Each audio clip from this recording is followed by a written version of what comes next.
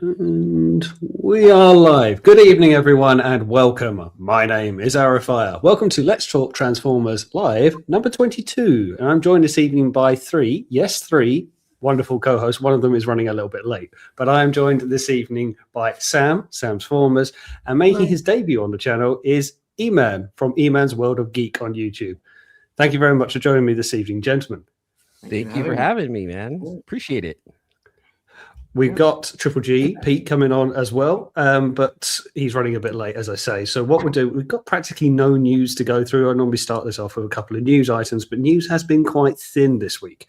However, saying that, there is 2 or 3 things to go through, and Sam, you want to go through one point in particular. So I will share your screen, and the floor can be over to you if you like, if you want to have a talk about it. Oh, yeah. TFU Cake on. So our little convention that we do and I now help run is in May 16th in Birmingham. I think it's in its 5th. This is the 5th year, I believe. I think that's right. Yeah, been to most of them bar one. But I think, haven't you? I've actually only been to one. Have you really? Yeah. Okay, I got that wrong. I thought. Yeah, but I'm coming. I'm coming to this one. I will be at this one, which is good. You did have the audacity to do it like on the week of my wedding or something like that. So how dare you? You should have got married at the convention. That would have been my apologies. Yeah, absolutely. Brilliant. It's a little convention with 100 people, something like that, at a hotel in Birmingham. We have guests, we have traders, we have stuff going on. We've got, you can see Simon Furman, Nick Roach, Jeff Senior. We have Ryan, who is he does the third-party panels for TF Con. That'd be quite cool. Yeah, Lee Bradley, an artist, does wonderful work, and Chris McFeely as well. They're some great guests. People like Simon and Lee and Chris come most years now. So they're just, everyone knows who they are, and it's wonderful to be able to have them there. And we've got Transformers the Show this year, who are going to be doing the Friday night. So we do a Friday night little event as well. So they're going to be doing that, and amongst other things, there are some other bits that we haven't announced yet. So little surprises coming of things that might be going on during the day as well. It's a great day. It's a smaller convention, so for people that maybe don't aren't ready or don't like the big crowds, this is a perfect little opportunity. This is what you've said before, how it's got the smaller vibe, because some conventions like TF Nation or even a TF Con over in the States, they can be huge, which is great in its own right, but for some people that's a bit overkill for them, and some people want a warmer vibe, which this offers. Yeah, exactly. And there's lovely, it's you get good people, good guests, toys to buy, things to do. It's just a good day. Come along. Come along, grab a I ticket. will be there. I'm running over. I'm buying my ticket right now. Excellent. How much is the gas between here and there? Just want to know. It's a lot. I mean, I was going to say it's in airline miles. It's quite a bit. Wait, what bridge do I take to get from California to the UK? All of them? All of them? Gotcha. Yeah. Right. Yeah. California, turn left. You'll be there. It's fine. It's easy. Yeah, and keep turning left until you hit water, then just straight. Make a left to Albuquerque. Oh, all right. Well, I'm probably gonna miss this one. How unfortunate. Oh man. Great. Thank you. But a couple of bits of good news though, in other news orientated. For people who may have seen it, Gary Chalk, beloved voice actor in the Transformers community, most notably in so for doing Optimus Primal in Beast Wars, has announced that he is clear of his stage 4 if I get this right, lymphoma cancer, Hodgkin's lymphoma. I was very proud, very pleased to have him on my Beast Wars podcast I do with my co-host Chris, and he was able to share his health success, but not to this degree. And he announced this. Well, it's been announced. I don't know if he necessarily did or not, but it's certainly word has got out and it's made its ways onto TFWs and the other socials that he is clear, it seems, and that's great news. We could do with a bit of good news, I think, from time to time. And when it's a beloved figure in the community, you need to see things like that. So, yeah, a bit of good news and a bit of personal good news for Gary, but obviously for the likes of us who grew up with him around, it's lovely to see. That's an absolute win. Like you said, we do need a bit of good news around the world, and hearing childhood, actors and people that we, find, very dear to our hearts, being able to beat stage 4 cancer. So once you hear stage 4, it's basically over. And Gary here, who's, at the heart of many children's lives, right? Beat it. And it's wonderful news. Absolutely stunning. Yeah. Yeah, as you say, you hear stage 4, and it's a horrible term, but I've known people who have recovered from it, and I'm pleased to say I know one more.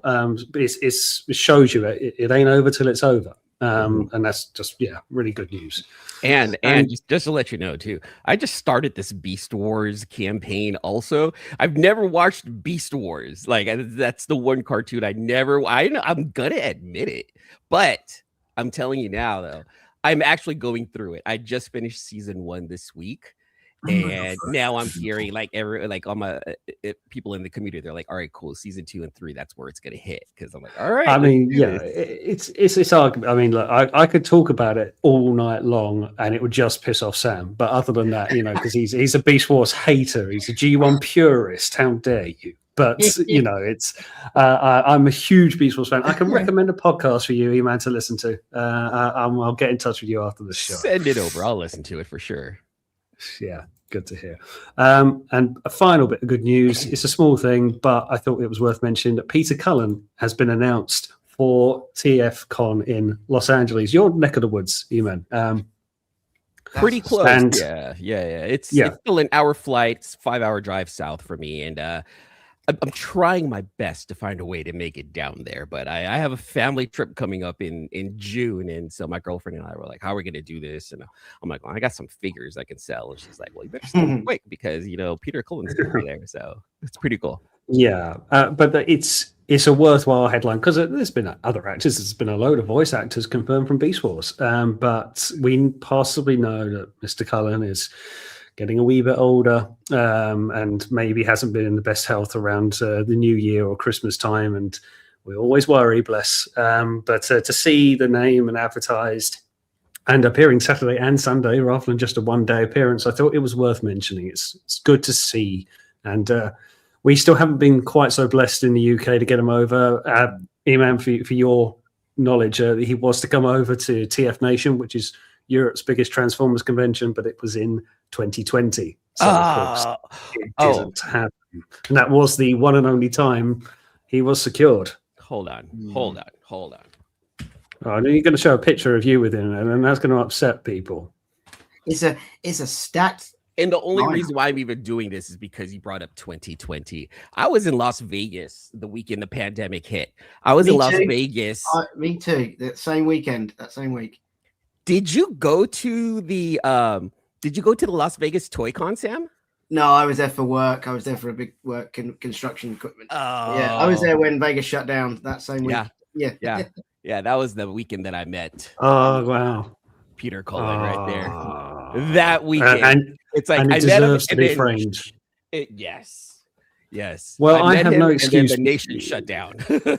Yeah, I have no excuse because whilst it was TF Nation was scheduled for August, was later in the year, he still honoured dates for, I think it was June, wasn't it? It was a UK Comic Expo up in Liverpool, not further north of England, and him and Frank Welker honoured that date, and that would have been it. That was the last one. I could have got on a train. It's not far, and I didn't, and that's probably my last opportunity. But there you go. No. There's always opportunity. So I hear he's going to be in Los Angeles pretty soon, and it might be really worthwhile. Yeah, you can start looking at the flights and now thinking that's going to have to be the way it happens and the way to do it. So we'll just have to see. They've gone all out TFCon that for March because Frank Welker's there as well. They've got a lot of people going to that event. Practically got all of the Beast Wars cast, being 30 years of Beast Wars. There's a few G1ers. Who was it Dan with Blur? Dan. Yep. I think Greg Berger's. I think is going to be there too. Yeah. Oh, was Greg there? Yeah. He's a sweetheart. I've met him a couple of times. He's so nice to talk to. I assume though, because a lot of those people live in that California area, don't they? So it's not probably a lot of travel for them to make it to the California one. Absolutely. Then this is what TF Nation have said. It's like, to get these people over here, it's quite an uphill. You're getting them up and over, rather than if you're living in Hollywood or anything like that, and you've got a convention nearby. Sure, you'll pop down. It's easy. Yeah, because Los Angeles is the second biggest city in the States. So there's a huge hub of humans there. And there's also just a lot of people who just want to go there for, touristing and whatnot. So that's a destination spot.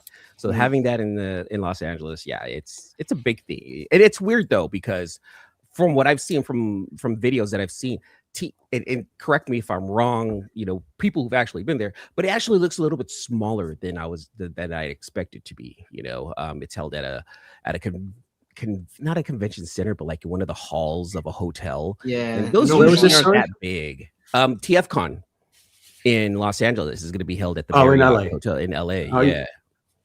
Okay, I have heard people say that, but I think it depends, because you guys have like 3 TF cons a year, including like one in Toronto or whatever. So you have plenty to choose from. And I think it depends on what venues are available, and whether, do they move around from like hotel to hotel?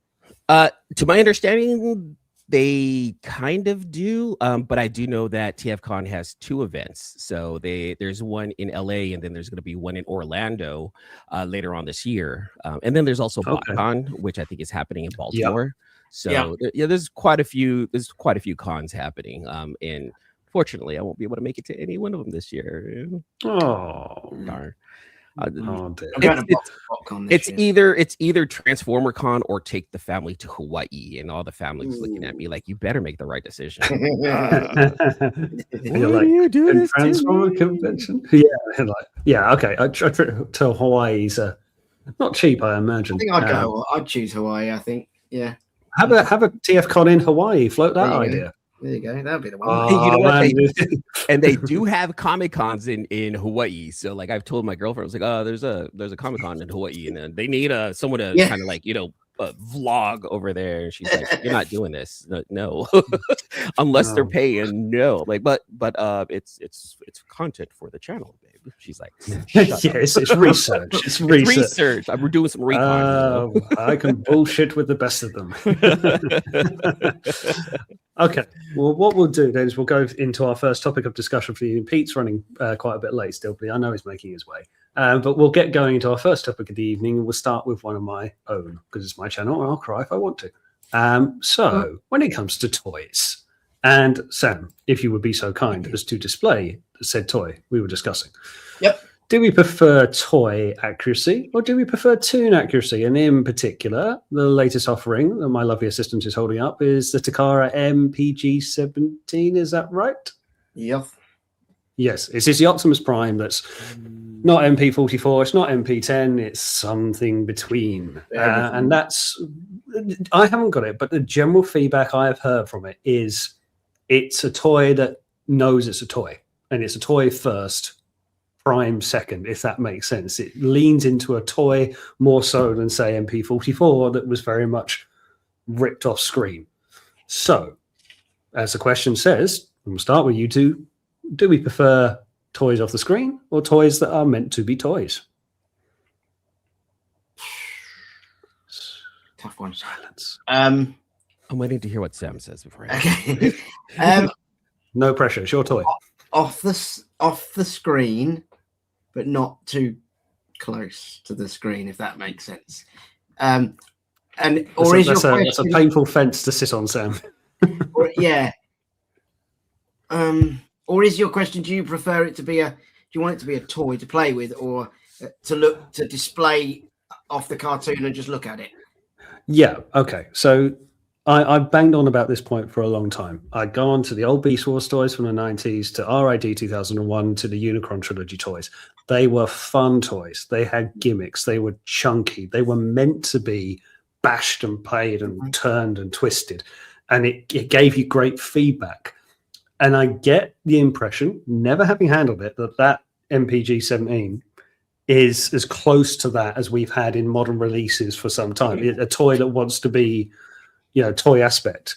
Or do we want, such as your gorgeous there, Fans Toys Sovereign, that's sitting in the shelf that I can see, looking absolutely fantastic, but probably is never. You're not going to transform him, are you? Everything you see, none of it is transformed. The only reason I transform this is because it comes in like this. No, okay, but you put it back like that. Pardon? You put it back into its cab form. I haven't transformed. Oh, did it come as? Yeah. Oh, all right. Okay. It comes as it does here. I think for me, I want it to look pretty and sit on a shelf. So I would rather its playability be lessened so that it looks more accurate, let's say. I don't want.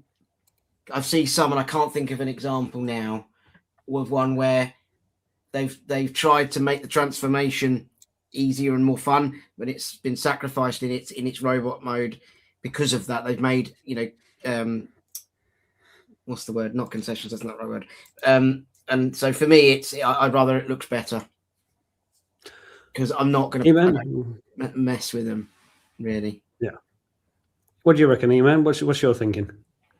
Just trying to understand the question itself. Do we prefer toys over accuracy? So are we talking? So we're talking about, like, for example, MP44, right? Is probably one of the most accurate primes out there. Difficult to transform, collector's item. You don't really want to mess with it, but you definitely want to transform it at least one time. But then put it on the shelf. Sit there, be pretty. Or do we prefer items that we're going to actually keep transforming, bending, moving around with? Because one thing that I've recently picked up on is toy photography. Now, I'm not saying I'm the best. I'm not going to say go find my channel, or I'm not going to give you any tips on that. I suck at it.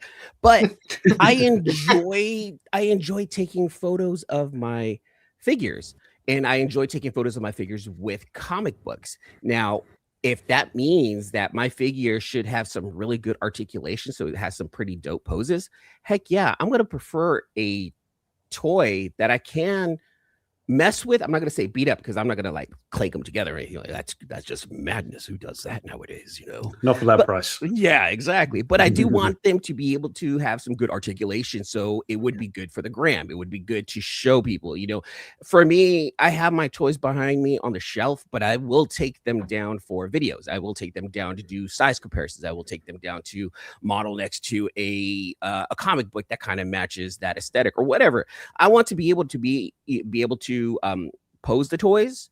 So accuracy doesn't matter to me as long as it looks good. It doesn't have to be cartoon accurate. Like, for example, I'm collecting the Dreamstar toys. I love these things, and they're not cartoon accurate, but I love the Gundam robotic anime mecha look to them. But for me, it's going to be what I like, what I want, what captures my eye, whether it's accuracy, whether it's stylish. It does not have to be cartoon accurate in order for me to appreciate it. No, that's fair. And look, if you've got something, as you say, like the Dreamstar, that are kind of like very stylized and very like a what if imagination, which I appreciate for that set, because I look at it like a Cybertronian Constructicon set. Like, what if they look like, because they certainly don't look like Earth models necessarily, but so a bit more sci-fi, and I'm all for it, because if it looks good, it doesn't have to be straight off the screen. But some of the things like that, like, I think the fun element comes back into it. But anyway, we'll pause this and just say hello. Pete, thank you for joining us, sir. Hello. Can you hear us all right? I can hear you absolutely fine. Perfect. Yeah. What a stressful bloody night. I've been doing this YouTube malarkey for 5 years, and I've never had performance issues. My wife tells us about performance issues, but I've never had performance issues like that before. Just wouldn't switch on. Never mind. I'm here now. You are, and maybe that'll teach you for doing a cheeky afternoon stream as well. Double dipping, aren't you? I double dipped. I shouldn't do that. Yeah.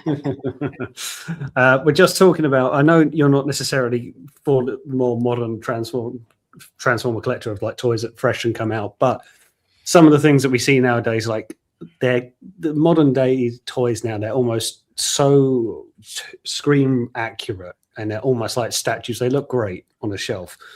But do they miss that toy element of what we like, of just being a fun toy? And Sam, I don't know if you want to show the Prime again that you got. This has kind of sparked this debate, a new masterpiece offering, which is very much, it's a nice Prime. It's a lovely Prime, but it's not necessarily straight off the 80s cartoon. It's not necessarily out of the comic, but it's a little bit of an interpretation, but a fun toy. Yeah, but I guess my collecting habits are different. I like vintage stuff and I like modern, not 1/6 scale, but larger scale figures. The truth is, if you look at some of the vintage toys, they have no resemblance to the cartoon or the comics anyway. No, that's a fair point. You know what I mean? Yeah. So, I look at some of mine and I think I don't even recognize what that is half the time. For me, I think we've talked before, I don't know why, but there's something quite sexy about die-cast figures. If you slap a bit of die-cast on it, I feel happier no matter what it looks like almost. And I don't know why.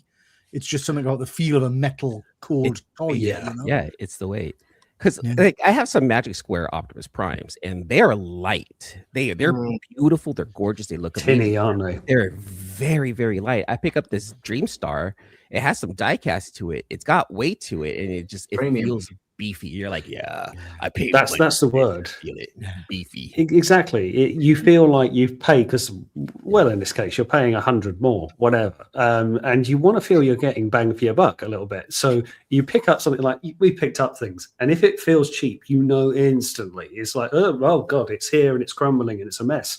But if you pick it out and it's got a bit of denseness to it, you think, oh, hello, and then there's ratchets. Oh, nice. It's all, and it feels like, whilst you're not going to bend and play with it like you would as a kid, how dare you, but at least you feel like you're getting something for it. But we're back to that same point.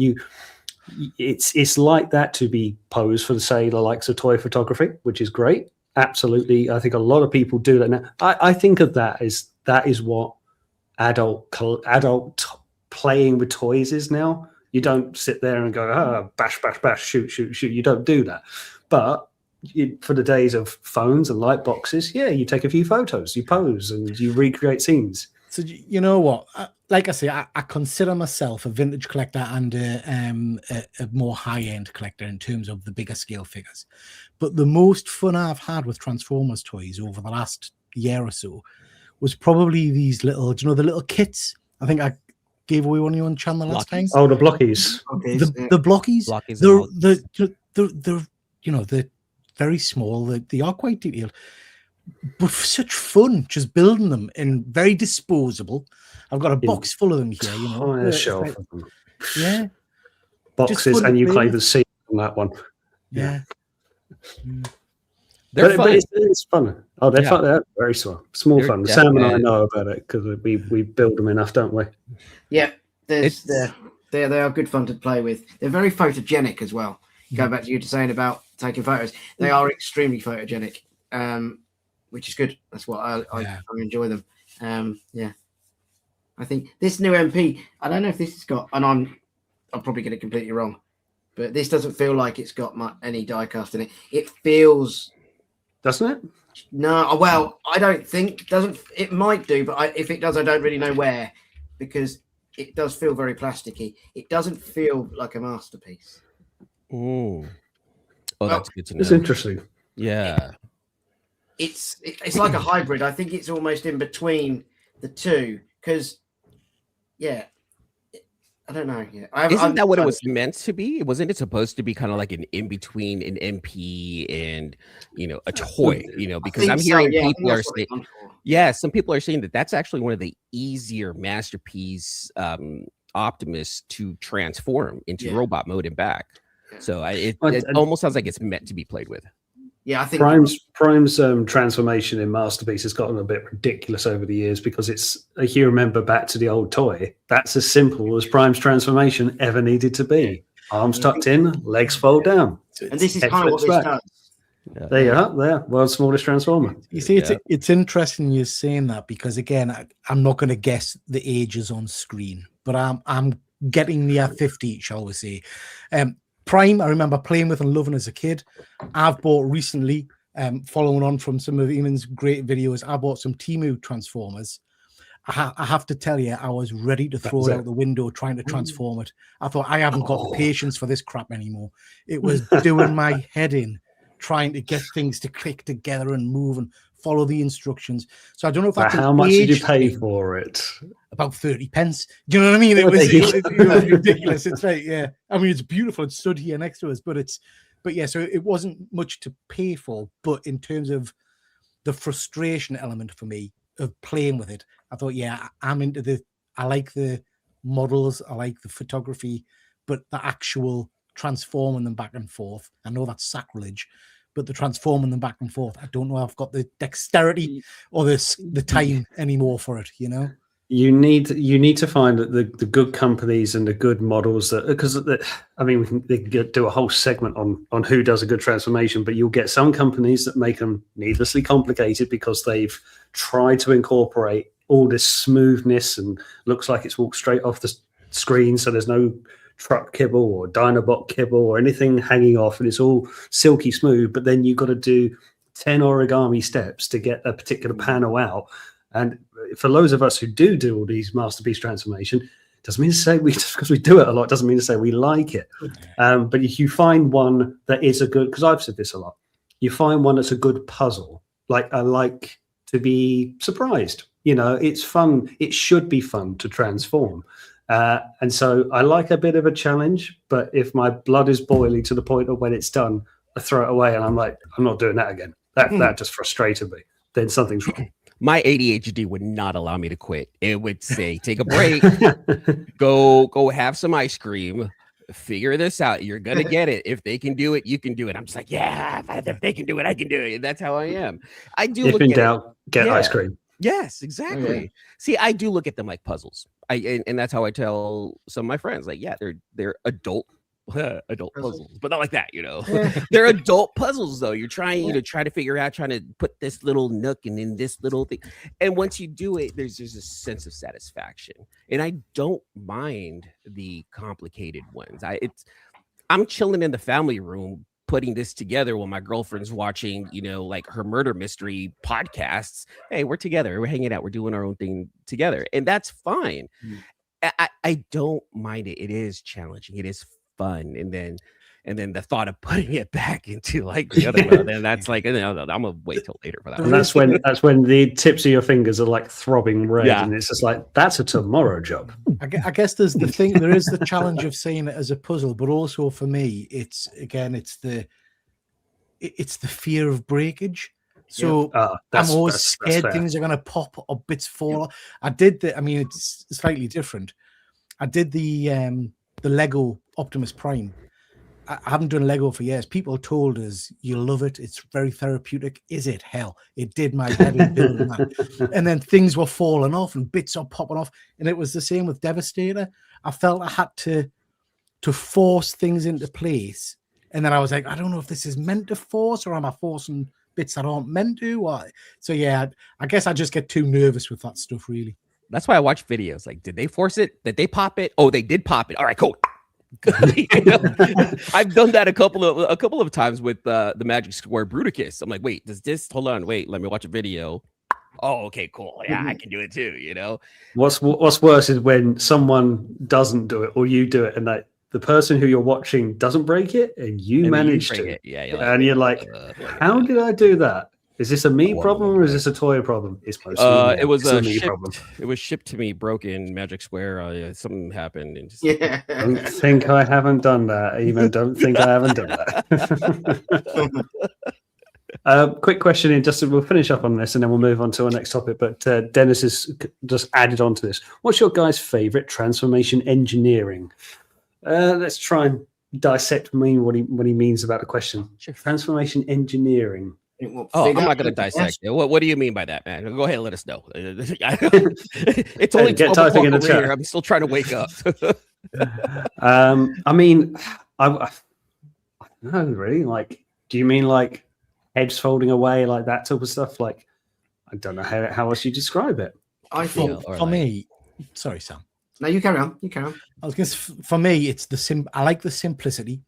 And I like the surprise element, even though I know what the character is. So for me, you can't beat a good old Soundwave where, your legs fall down. It's that chest section. Pop in the chest section and you're getting another toy inside the chest for me, which fits the aesthetic of the toy, i.e. a tape, but then transforms into something totally.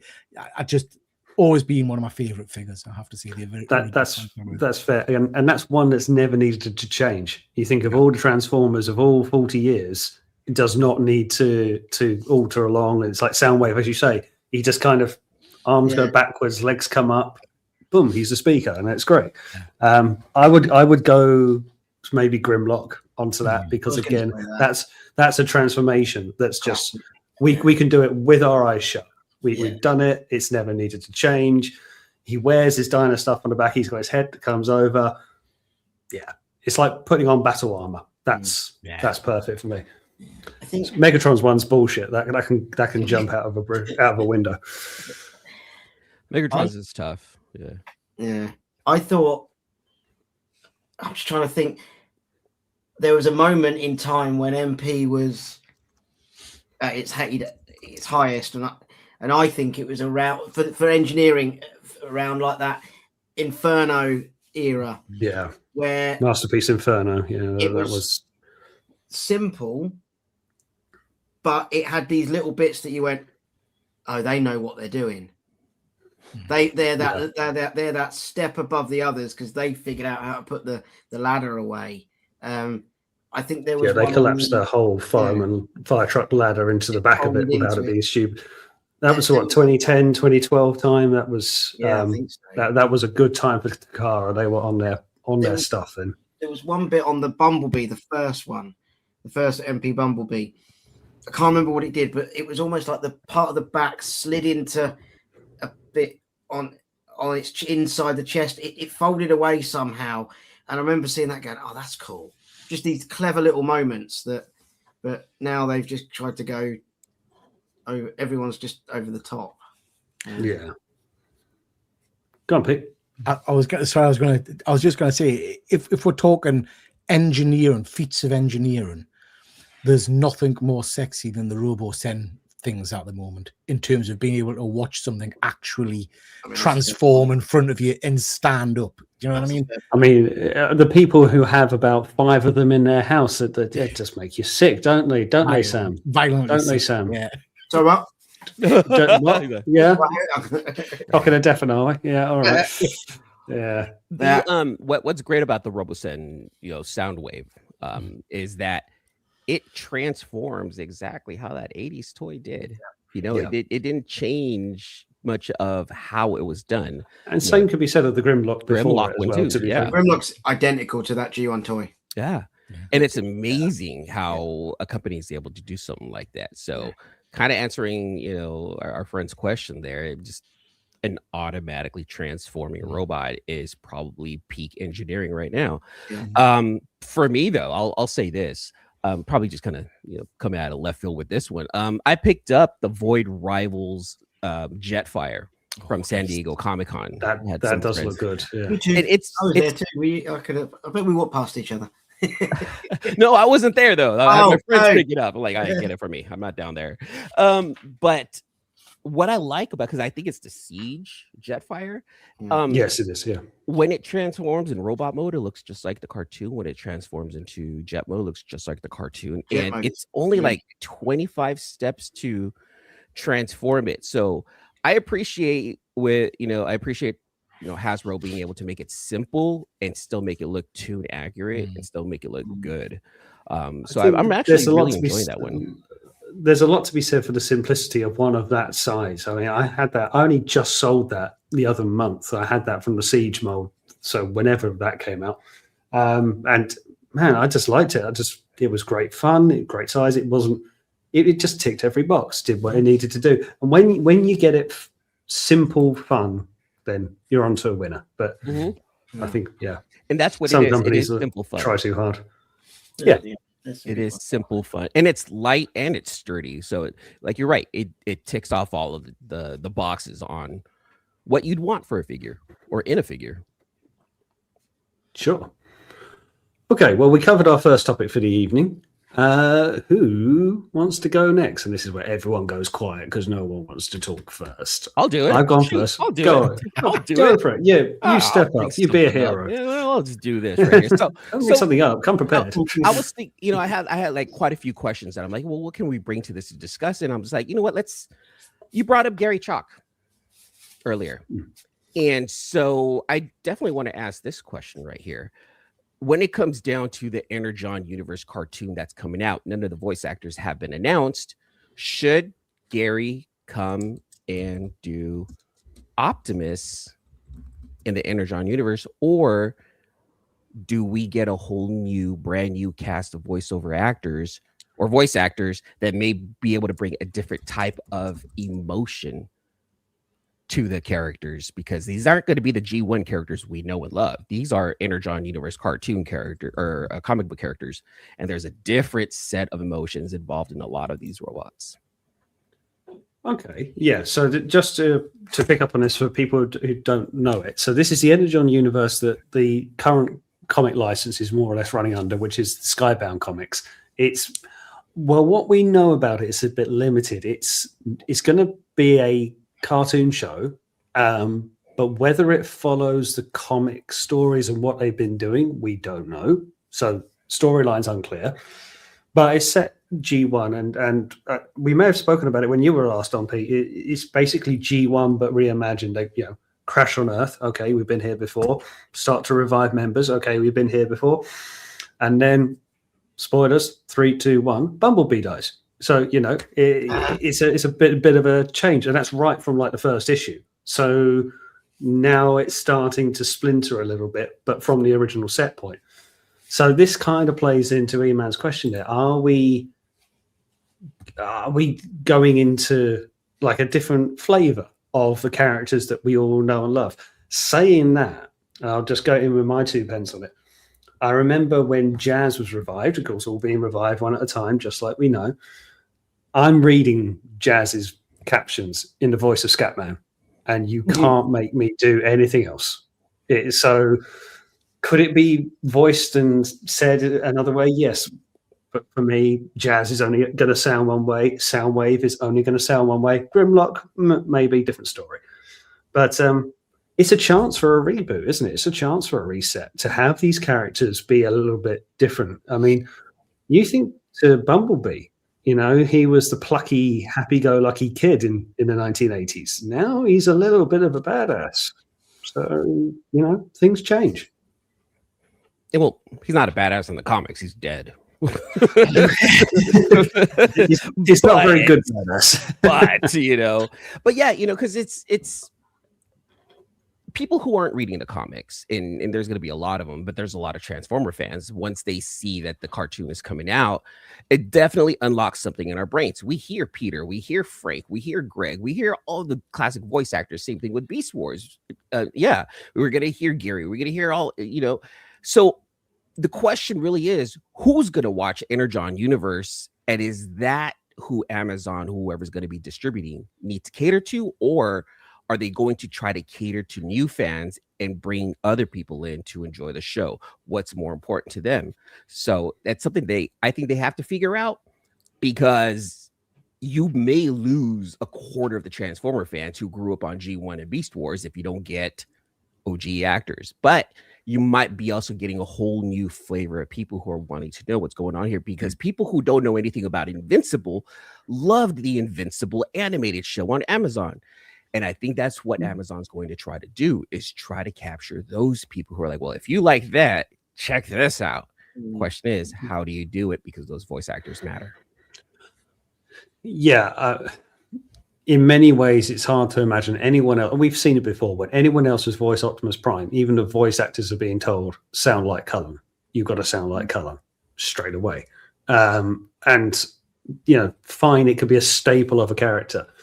But it comes down to, does the studio want to pay to get these union top brass actors and pay their paychecks to do it? Or do they want to go a different approach? And they have done that, because, Sam, we've seen this at the Battersea store, haven't we? The Cyberworld actors. They're new actors. They're young to the game. And now they're starting to appear at conventions. So it can be done to hit a bit of a reset, but you could argue that's not going G1, that's going a little bit off in its own direction. So it depends how much they want to push it.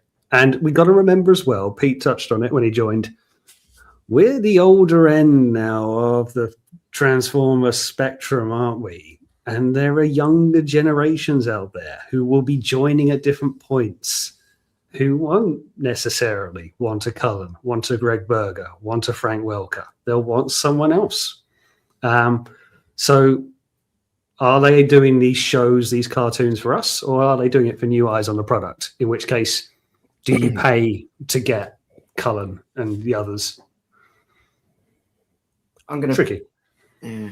Which then in turn... Oh, go ahead, Sam. Sorry, carry on. Go on. I was going to also say this, too. With anime exploding over the last 20 years, now that, it's easier to get to, anime voice actors have a different way of presenting emotion through their voices than, the Western media does. There's a certain amount of oomph that anime voice actors can give. What if they go in the direction of getting some of those bigger anime actors who know how to present that kind of emotion into the Energon universe, kind of hoping they bridge the gap between anime fans, Transformer fans, and you fans alike? Would that be a direction they should consider? Pete's like, no, I hate anime. Go away. So for me, I'll come in on your anime point first of all. I hear what you're saying about expressing emotion, but for me, that's just not my style of cartoon. I've watched anime with my son, and I've said to my son, why are they shouting all the time? Why are they screaming stuff? I don't understand what's happening. But that's just because I'm not used to it. Now, my initial reaction to your question was, that's madness. Why would you even consider not having Peter Cullen doing Prime? He's still alive. Get him to do it. But that used to be my take up until Transformers 1. And then I thought, actually, do you know what? Helmsworth did a cracking job. I like it. Very good job. And then also in my mind, sacrilege, I know, don't shoot us. I kind of think, actually, the last time I heard Peter voice Prime, his voice isn't the same anymore. There is a crack there. So I have to be honest, I kind of come to the conclusion of, I don't know that it matters which voice actor. I think for people like me who are old school and get a thrill out of the nostalgia factor, it's nice to hear those old voices. But in the reality, if the cartoon is good and it's entertaining and it's enjoyable to watch and the animation's good and it's got good storytelling, the voice acting becomes the character for us. It might take us, like it did with Transformer 1, 20, 30 minutes for us in my mind saying, that's not Peter. But then when I'm in the story, you click to it. Yeah, I don't care. So it's lovely to, I think, give these old actors the props and, give them a payday when we can. But actually, I don't know that it's essential anymore. No, I think it's, you're quite right. Very sorry. Sanjana, is that you? Good Lord. Hello, Sanjana. Sorry, all the way from India. Wow. Thank you very much for joining, Sanjana. I hope you're well. Miss you lots. So I quickly go on to that. You got the Siege cartoon that came out on Netflix, the three-parters that was, we do our best to forget. But my problem is with that is it wasn't well written. And I didn't mind the animation. It was a bit dark in some places and the episodes are too short. But my trouble was with it is that obviously, was that John Bailey who voiced Prime in that one? I can't remember. But clearly there was an instruction to sound very colourful, but he shouted a lot. And Prime doesn't shout. That's what bothered me. I don't mind the voices. It was clearly the voice directing at that point was like, Prime doesn't need to shout. He can be deep, he can be heroic, and maybe a little bit monotone, perhaps, fine. But he was a very angry, shouty Prime. And you've seen some of the more live action films like Rise of the Beast and even last night before it, I was just going to say, sorry, Sam, where you haven't come in, but I was just going to say, just on your point, ArrowFyre, what's worse, not having the voice of the character you know and love voicing a character, or having them voice it and say things that are just not in the character's mouth. So if I go back to Prime in some of the Transformers movie, that man's spouting stuff that is not what, and that really bothered us more than it being a different voice actor, if that makes sense. And Peter Cullen fought for that too. Peter Cullen fought Michael Bay. Like, Prime doesn't say I'm going to kill you, and Bay was like, no, just say it. I'm like, all right, fine, I'm getting paid for it. But what's great about Peter Cullen is that he protects Prime because he's based Prime off of his brother, and so it's a very personal, personal character to him. And which is a lovely story to hear, isn't it? It really is. It's absolutely beautiful. So he's got a very personal connection to Optimus Prime. It wasn't just that he paid his paychecks; it was his brother, you know. And we do need that heroic tone. Yes. You know, Helmsworth voicing Orion Pax, great. That was Orion Pax. That wasn't Optimus yet. When he matured and became Optimus, I was like, okay. But you do need to. He does have a heroic tone. He went very Cullen towards the end, though, didn't he? Yeah. You can see he went right down into his chest towards the end of the film. I mean, he's Thor too, right? He has that heroic tone. Bring me another. You know, he's got that. Right he has the chops to bring that heroic tone to Optimus. But is he the right choice for Optimus? Yeah, whether he could do it full time going forward in all the other series, I don't know. I've said it before. Transformers 1 was brilliant. I loved the film, and Hemsworth did a very good job. Very commendable. I wasn't so sure out when it was announced, but all fears went away.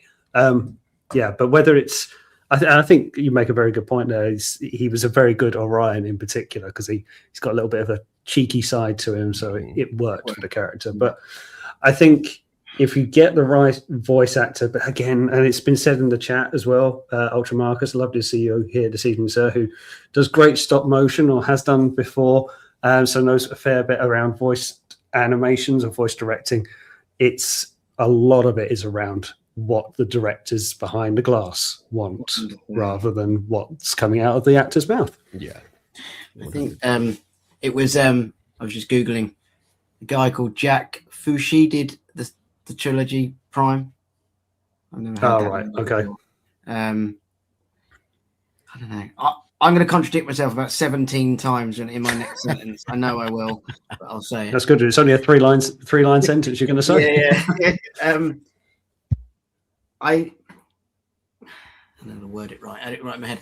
I think it's good. It's fine to have new actors do the voices because old voices can't do it forever. But I still think, and forgive me, I don't know a lot about this cartoon that you're talking about what's coming, but if it is heavily based on G1, for me, they have to still sound like you said, Ian, about Jazz. They have to sound like the character. Because is it Alan, is it Tubrick who did one of the Primes? Yeah. Did he do Earthspark Prime?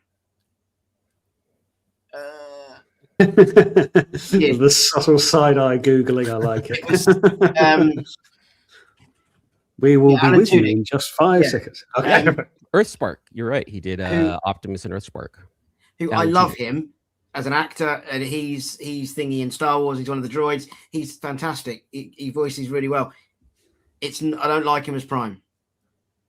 I didn't mind him in Earthspark as Prime because he's like trying to be a cool dad in Prime. It's an older Prime. He's not G1 hero because that show is not about Prime and Megatron. They've gone on, and I've said that's like Xavier and Magneto kind of relationship now, and that works for me. So Prime's sitting there, it's like I've seen it all, done it all, and he's trying to be hip with the kids, and it's not really working, but it has its charm to it. Yeah. So long-winded, I guess. I want them to sound like the character. Maybe not an impersonation, but still have that, like you said, that homage to who the character is. I think Ian, you mentioned it, but John Bailey, I think, does an incredibly good Prime. I think he's excellent, and he's voiced it in loads of stuff. I think he does a very good job, and of his version of Prime, but it's in the same lane, if that makes sense. It is, but you could say, it's following the Cullen tone, but I don't know. I think that's what I want. I want new people to do it, but stick to the I don't know, the style. Yeah. And I don't know if that's right, but yeah. Yeah. As long as they keep the character's character. Yes, intact. and I think that's what I was kind of trying to get. Yeah, I agree. Yeah. It has to have the same heart to it, doesn't it? Yes, you have to keep the character's character in order for people to care. Yes. You know, you change the character's character too much, it's going to sway people away a little bit, you know. Very much so, yeah. But it also goes back to writing, you know, it also goes back to the directing, it also goes back to the whole production part of it all. But I think it's voice acting and keeping the character's character like 1 and 2 hand in hand, and those can even be interswitched. You know, you can say, you know what, well, let's keep their character intact, but slightly change the voice. As long as you keep those 2 main priorities, I think moving forward with this new TV show that they're working on, I think they would be okay. Yeah, it's like keeping the cornerstone of a character, isn't it? Exactly. I think another good example was Neil Kaplan. Neil Kaplan. I'm not familiar with his Prime that he voiced, as in the media of what it was. I don't know a lot about it, but hearing him voice it, it's his version, but it's still, you know, it's Optimus Prime. Right. Sounds stupid to say, but if you didn't know who he was and you heard him, you go, I know, yeah, I can see that's Prime, what he's doing there. I mean, I will say, like, Prime is very generic in his Prime-isms. He's a bit like Captain America. He's gonna sound very one-dimensional. And look, Kaplan does do a very good Prime, but he's a fire truck. Don't look at me like that, Pete. But he is. He's very, you know, freedom is a right of all sentient beings. He doesn't tend to shout. He's clear cut with his message going across. Go on, Pete. Do you want to interject? No, because you're absolutely right, and that's kind of the point I was trying to make before. You mentioned Captain America. I am an old fart, so my heroes are your Optimus Primes, your Captain Americas, your Supermans, people that inspire you. Do you know what I mean? You're supposed to look at those archetype characters and think, actually, I should be better, and aim for, you know, that kind of thing. Yeah. That's why I have such a problem with the Michael Bay movies, because that's not what I recognized in Prime. And that comes back to what you're saying. Sometimes the voice might not matter as much as you recognize the character and their beliefs and their core and their morals. We didn't get any of that really in the Transformers movies. We'll get, you know, I'll kill you all. And it's like, who's this? Who's that? You know, yeah, give me your face. Yeah. So that's for me where I struggle with some of the new interpretations. If I recognize the core of the character, that's more important to me than anything else, really. Then you could also look at it like this. Then, you know, Spider-Man, Tobey Maguire, Andrew Garfield, and the new kid, Tom Holland. Yeah. They all kept his character. They all sounded different. They all acted differently, but they were all Peter Parker. They were all Peter Parker. One was a better Peter Parker. One was a better Spider-Man. One was like an okay version of both, but they all kept his character. And this is the reason why I even brought up this question is, as fans of the OG, as fans of G1, as fans of Beast Wars, we need to be okay with these changes as long as our hero is still our hero, because Superman's changed, you know, 5 times. Spider-Man has changed. Yeah. Batman has changed, but they're all still that character. And for us OGs, we need to be okay and just let it happen, trust the process, and teach the kids this is why we love this character. Yeah, very true. Okay, well, that's a good topic covered there. I think we got a good bit of fat out of that one. Pete, should we go over to you, chat, with what you want to talk about? Oh, don't have all that. My topics are nowhere near as interesting or as deep as that. Oh, don't be silly. So I'm looking at. I mean, you guys are people that I follow, and I know you've got incredible collections. And I'm looking behind you, ArrowFyre, at your massive collection. And again, it links into my age, perhaps. I'm finding a lot when I go to conventions and toy fairs and things like that. I'm looking at a sea of beautiful figures, and I'm thinking, oh, I want to buy this. And I haven't got a bloody clue what I've already bought. So I'm buying things, and I'm coming back, and I've got duplicates. So I'm wondering, how do you guys, with the amount of Transformers toys that are out there, how do you keep track of what you've got or what you're looking for? Whilst you think, I'll show you. I don't know if I showed these the last time. He-Man's my primary collection. And I found these little buttes. I don't know if you guys have seen these. I found these a little while ago. And basically what this is a manual of all of the figures produced. You can see my little tick at the top. See what I've got and the weapons and all that kind of stuff. It goes through all the different figures and things. But there is a Generation 1 version of that as well, which has got all the G1 figures in, tells you what weapons they come with, what you should find in them, all that kind of stuff. They've done it for future versions as well. But I guess that's my question. How do you know what you've got, and how do you keep track of the massive collection, and how does it keep control of it? Okay, so I'm going to say this and be massively called a hypocrite for the wall that is behind me. I have a rule that I have one version of a toy of every character. Wow. You are well entitled to call that bullshit, because I can see 6 Predakings for a start. No, it's that was a rule, and it is majority rule. But yes, how many figures have I got? God, I don't know. Look, hold on, wait. You got 6 different Predakings, but are they from 6 different toy companies, or are they from the same toy company? A little from column A, a little from column B, but we haven't got time to go into that. It can be. I mean, I don't think I've got to a point where I've duplicate bought. I'm doing a lot of duplicate pre-ordering, but that's because clearly my mind is dropping out of my ears at the moment, and I'm ordering things in 2 places. My problem, similar to what you said, Pete, is I buy it because I want it, and I have no fucking idea where I'm going to put it. Yeah. And we say that as a bit of an off-the-cuff comment, like, oh, where's it going to go? And generally we find space. Yeah. I'm struggling. I'm really I've got Blur sitting on top of Optimus Prime. He's got no business being there. I've got Rumble on top of Rodimus. He doesn't need to be there. Yeah. You see, so, I guess the reason I've got those books is because I've got a personal kind of restriction that I put on myself. Like, so you've said that you only get one of each character. I made the decision a little while ago with vintage figures that for me the enjoyment is the hunt for the figure. Same with comic books. Definitely. I like the going to a convention. I like going to a fair. So I won't buy off eBay and things like that.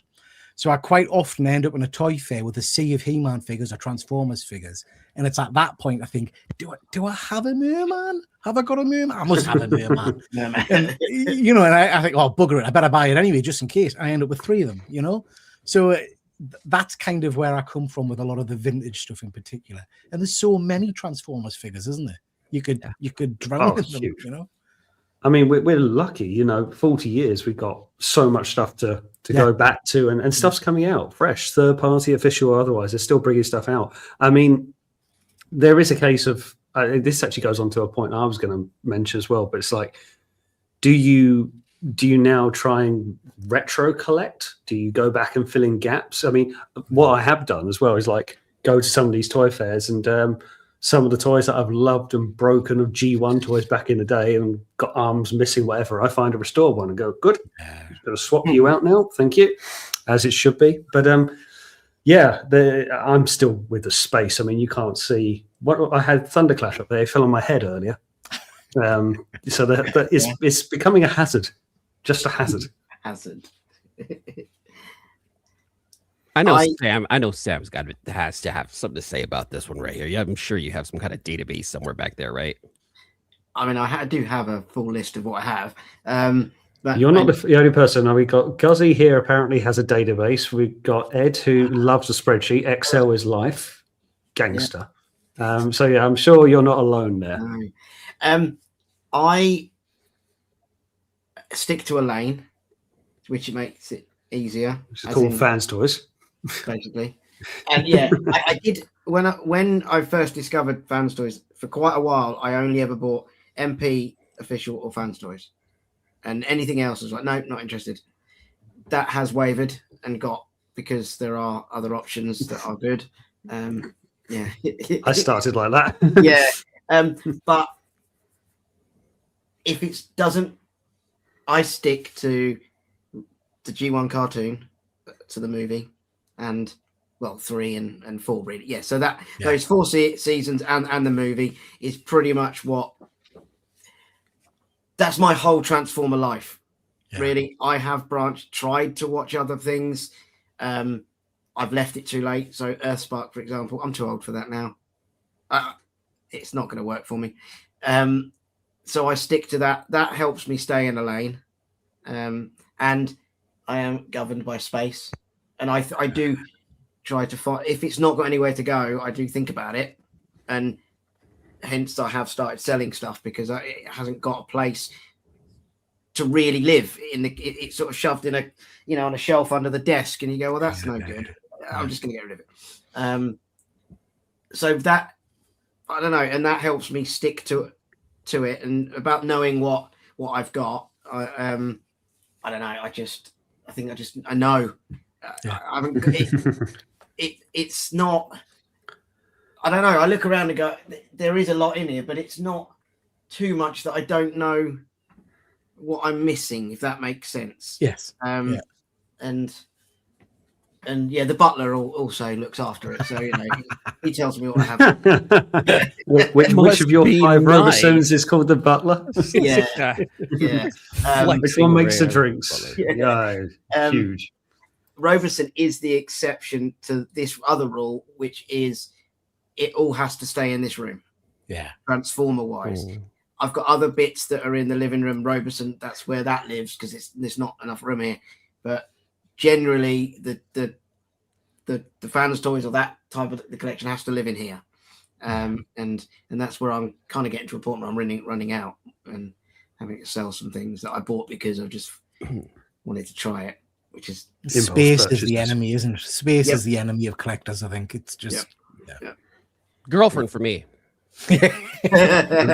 Your girlfriend's the enemy. Did you buy another Transformer? No dear. For you. Do what I do. No. Put it into, like, she can't see the wood for the trees. Just put it in there, and she'll never know. No, but like, very occasionally she looks and goes, "Is that new?" And I have to think on my feet. Yeah. 50 success rate. I'm very lucky because I tell my wife every single item in my collection is an investment for the future and it's bound to go up in value. Yeah. So it's all part of the retirement fund, and she believes it. Do you know what I mean? So that's fine. That's fine. Yeah. Wow. I'm just thinking of you, dear. I'm just thinking of you. So you can retire early. $50. It's worth $200 now. You see, they all appreciate, babe. Yeah, but what's the trouble is then, Pete, is if then she goes to sell it when she Googles the price. That's holiday done. Cha-ching. Yeah. Like for me, I bought the Magic Square Bruticus. Right, I was getting that piece by piece, by the MP size, and beautiful set. So I finally got the last piece, and it took me a few months to put it together because I was like, "Where am I going to put this? I have zero room for this." While I was doing my unboxing, like, I don't know what I'm going to do with this. So it's literally right here in front of me on my computer, and I said, "You know what? I better not hide this." Put them together, put them on the computer, and I told my girlfriend, I was like, "Hey, babe, we have a new roommate." And then she got all happy. I'm like, "No, I didn't get a dog. Something better."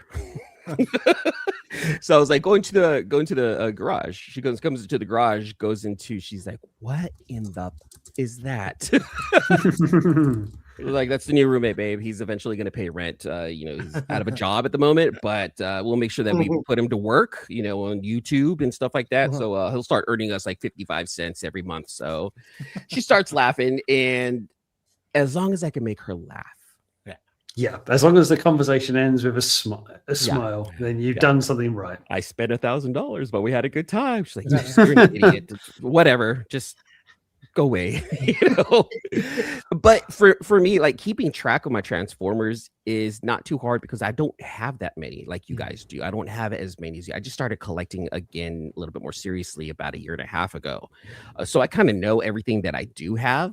I know what I want. I know what I am collecting because I'm a character collector for the most part. Optimus, RC, Bumblebee. So I have this new age line, this new age Legends class line of characters that represent people in my family. My daughter's RC. Her name is literally RC. I named her RC because I'm a dork, right? So I'm Optimus. Then, of course, my girlfriend's Alita 1. My sons are Magnus and Bumblebee. My stepdaughter, she's Windblade. My stepson, he's Jetfire. So, like, I have characters that represent my family. And so I try to collect just those. I try. I try. Hold on, wait. I try to collect just those. And I try to keep it, as chill as possible because I don't have room. Getting Legend Scale class, perfect. The little guys, cool. They transform still awesome. Right here on the desk, perfect. I don't have any shelf space for any more MPs. However, if I see an Optimus Prime, I'm a sucker for Optimus Primes and crossover versions of Optimus Primes, like the Evangelion ones. Oh, all day. I will collect those because I'm a nerd like that, Any kind of Optimus type Transformer crossover, I will want to get that. You didn't get the He-Man one, did you? Oh, God, no. That's all right. That's all right. Some lines are not meant to be crossed. Yeah. I have standards, okay? Doesn't sound like you have many, but you have some. Look, I'm a classy individual, all right? No. I know that one for sure. I think, but if it is like an Evangelion crossover, like for some stupid reason, I'm just like, I need that because I love Evangelion, and seeing that crossover that just recently came out, I want that. So like, I try to keep it to like purchasing just Optimus for the most part, because that is my dude. That is my hero. That's my Captain America. That's my Spider-Man. I met Peter Cullen, as you guys saw at the top of the show. Like Flex. that's my hero. That's my childhood. So getting anything else, it has to be something cool and something very unique to me. Like Bruticus, I never had a combiner growing up, and getting Bruticus and posting him all over my Instagram and Facebook pages, it wasn't a flex. It was, guys, like, you need to understand, I never had a combiner growing up. I have adult money. Yeah. It is an achievement, and like, you don't understand how this makes me feel. I finally have him, so things like that, like putting together the Dreamstar Devastator. I love the stylings of it because it looks very Gundam-ish, and I love Japanese animation. So I guess I have rules, but I don't have rules. That's very dangerous. I really need to get this together, honestly. My goodness. Hold on, wait. Oh man, I gotta fear for your wallet, Eman. I fear for your wallet. And Pete, I collect comics too, so that's just double dipping too. So look, I'm Mexican and Filipino. That makes me twice as poor. It's bad. It is bad. Oh my god. Son of a. Wow. The future is not good for you. The outlook is bleak. They're investments. I promise you guys. They are investment. They go up in value. Absolutely. I mean, to circle back to Pete's point, it's the chase is better than the destination. Well, I love this. Don't get me wrong, and I love messing with it. Of course, I do. Wouldn't do it otherwise. But particularly when you're getting combiners, there's almost no better way than to hunt them down one at a time when you finally get the final member. And then, because I did that with that studio series Devastator that came out last year. I delayed a bit getting it, and I was doing it one at a time. And yeah, I finally got it. And when you can finally combine up to have all the pieces, that thrill of the hunt is as much fun as gift sets, and buying them in bulk are all well and good, and they have their charm. Of course they do. But at the same time, it's one and done very quickly. Over in it. Yeah. See, I have ADHD. Confirmed. Diagnosed. I do have it. So when I hear people hunting for comics and Transformers, and I'm going to go to this con and look for this one specific, I cannot do that. I can hyper focus on things, but that's like hyper focus to a different level that my brain is like, you don't have the capacity for this. Let it go. Give up. Go ahead and buy yourself a hot dog and enjoy the con, because you're going to lose your mind. And I've done that. So interestingly, I am in, at the very core, I'm a lazy old fart. So I don't go to a con with that intention of I must get a prime. I literally go, and like a little old man, I just kind of bimble around and ooh, that's shiny. I'll have that. Yeah. And that's more my process than hunting for something. It's just I decided a while ago that buying stuff from your likes of eBay, particularly your vintage stuff, I'd still buy modern figures, but your vintage stuff, it's too easy, and it takes away the joy of getting off my backside and going to these places and interacting with other fans and things like that, But it's frustrating because I've got behind us here, you'll not be able to see a load of vintage stuff, and it's very rare you find a complete Transformer or a complete action figure. So I do have a lot of figures that are missing weapons, and that forms part of the hunt as well, the fun of looking. Yeah, that's and that's a bit of a problem because I recently got an old Beast Wars combiner, Magnaboss, that I never had, and I finally backtracked and got it, and that's missing. Like for his sword, it's all made up of like bits of them, and I'm missing the hilt of the sword. I'm like, where on earth am I going to find the hilt of a sword from 30 years ago? eBay. But I'll find it eventually. But that's my hunt now that I've got to do. Yeah. Right. We'll go on for there. Good chat as well. Sam, you haven't gone yet, I don't believe. What's your topic of discussion? Which one should we do first? Do the comic one. So I mentioned earlier about trying to watch some of the cartoons that I've never watched, and I think I'm too old. I've aged out of them. They're not for me. But to my sins, I don't mind admitting this, I have, up until the last few weeks, never read the comics. Comics to me when I was younger, it just didn't appeal to me. This is Marvel Comics. Transformers. Yeah. Sorry, the 80s comics, however. The old comics, yeah. Yeah, sorry. Comics never appealed to me as a media. I just never really got into it. But I've started reading them recently. Not very far in, but I've started reading them, and so I'm going in it, brand new. But my question is similar to how I look at some of the cartoons and go, no, that's not. It hasn't aged well. If you pick up a comic from the 80s that you've read and read it again, does it still hold up? Does it still have the same? Do you think you're too old or past reading them to get the same out of them? I don't know if that really makes sense what I'm trying to say, but if you were to read them now, do they still give you the same enjoyment as they did, or are you having them just because it's nostalgia to have them? Well, if only someone got a certain Kickstarter comic that maybe they could talk and show off and discuss during this. You fancy your bicep workout of the day. Good God, that's gorgeous. You mean this? Oh, wait. We got dual compendiums. We've got all the compendiums here, all the compendiums. So yeah, lovely stuff. So what box that is? What? And then this opens up. Ugh. It's very heavy, so apologies. It is. I'm getting you to double dip on your content because you did a whole video on this and you're doing it again. So you get all the original comics in here. I'll take one out and show you. So I've seen some digital version bits of those compendiums. Yeah. Look at that. It's beautiful. Wow. That's lovely. I'm going to put your big screen, I'm afraid. Love the smell of a comic as well. That must be big screen. Yeah. So these are beautiful reprints of all the old books. Really, really nice. It goes right the way through up to kind of the end of the Marvel universe comic books, I guess you would say. Beautiful. Love that, embroidery. That hard cover right there too. It was dope. They're just lush. They are just lush. But I guess, there's a video on my channel about these. You get the 4 books. You can get a Decepticon version, which is the same books, but Decepticon covers. Each of the different volumes has got a different embossed cover.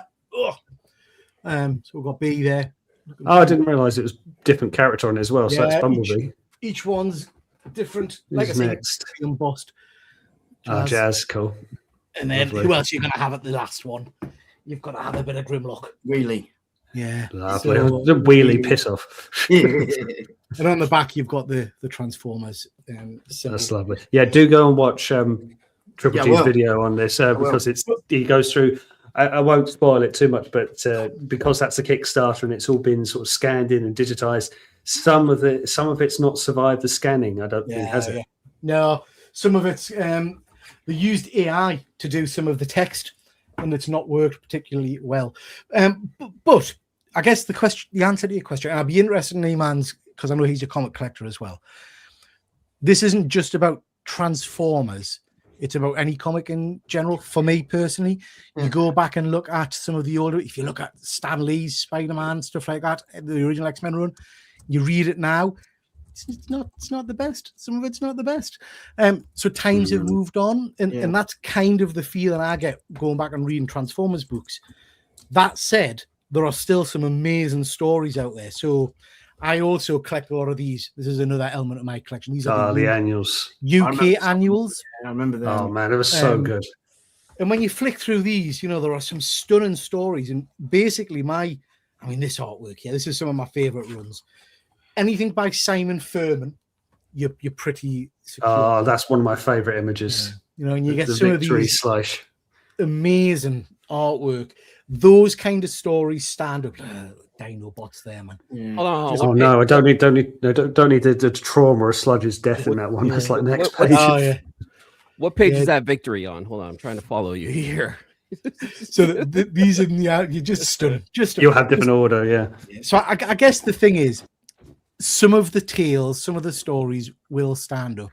Some are rough.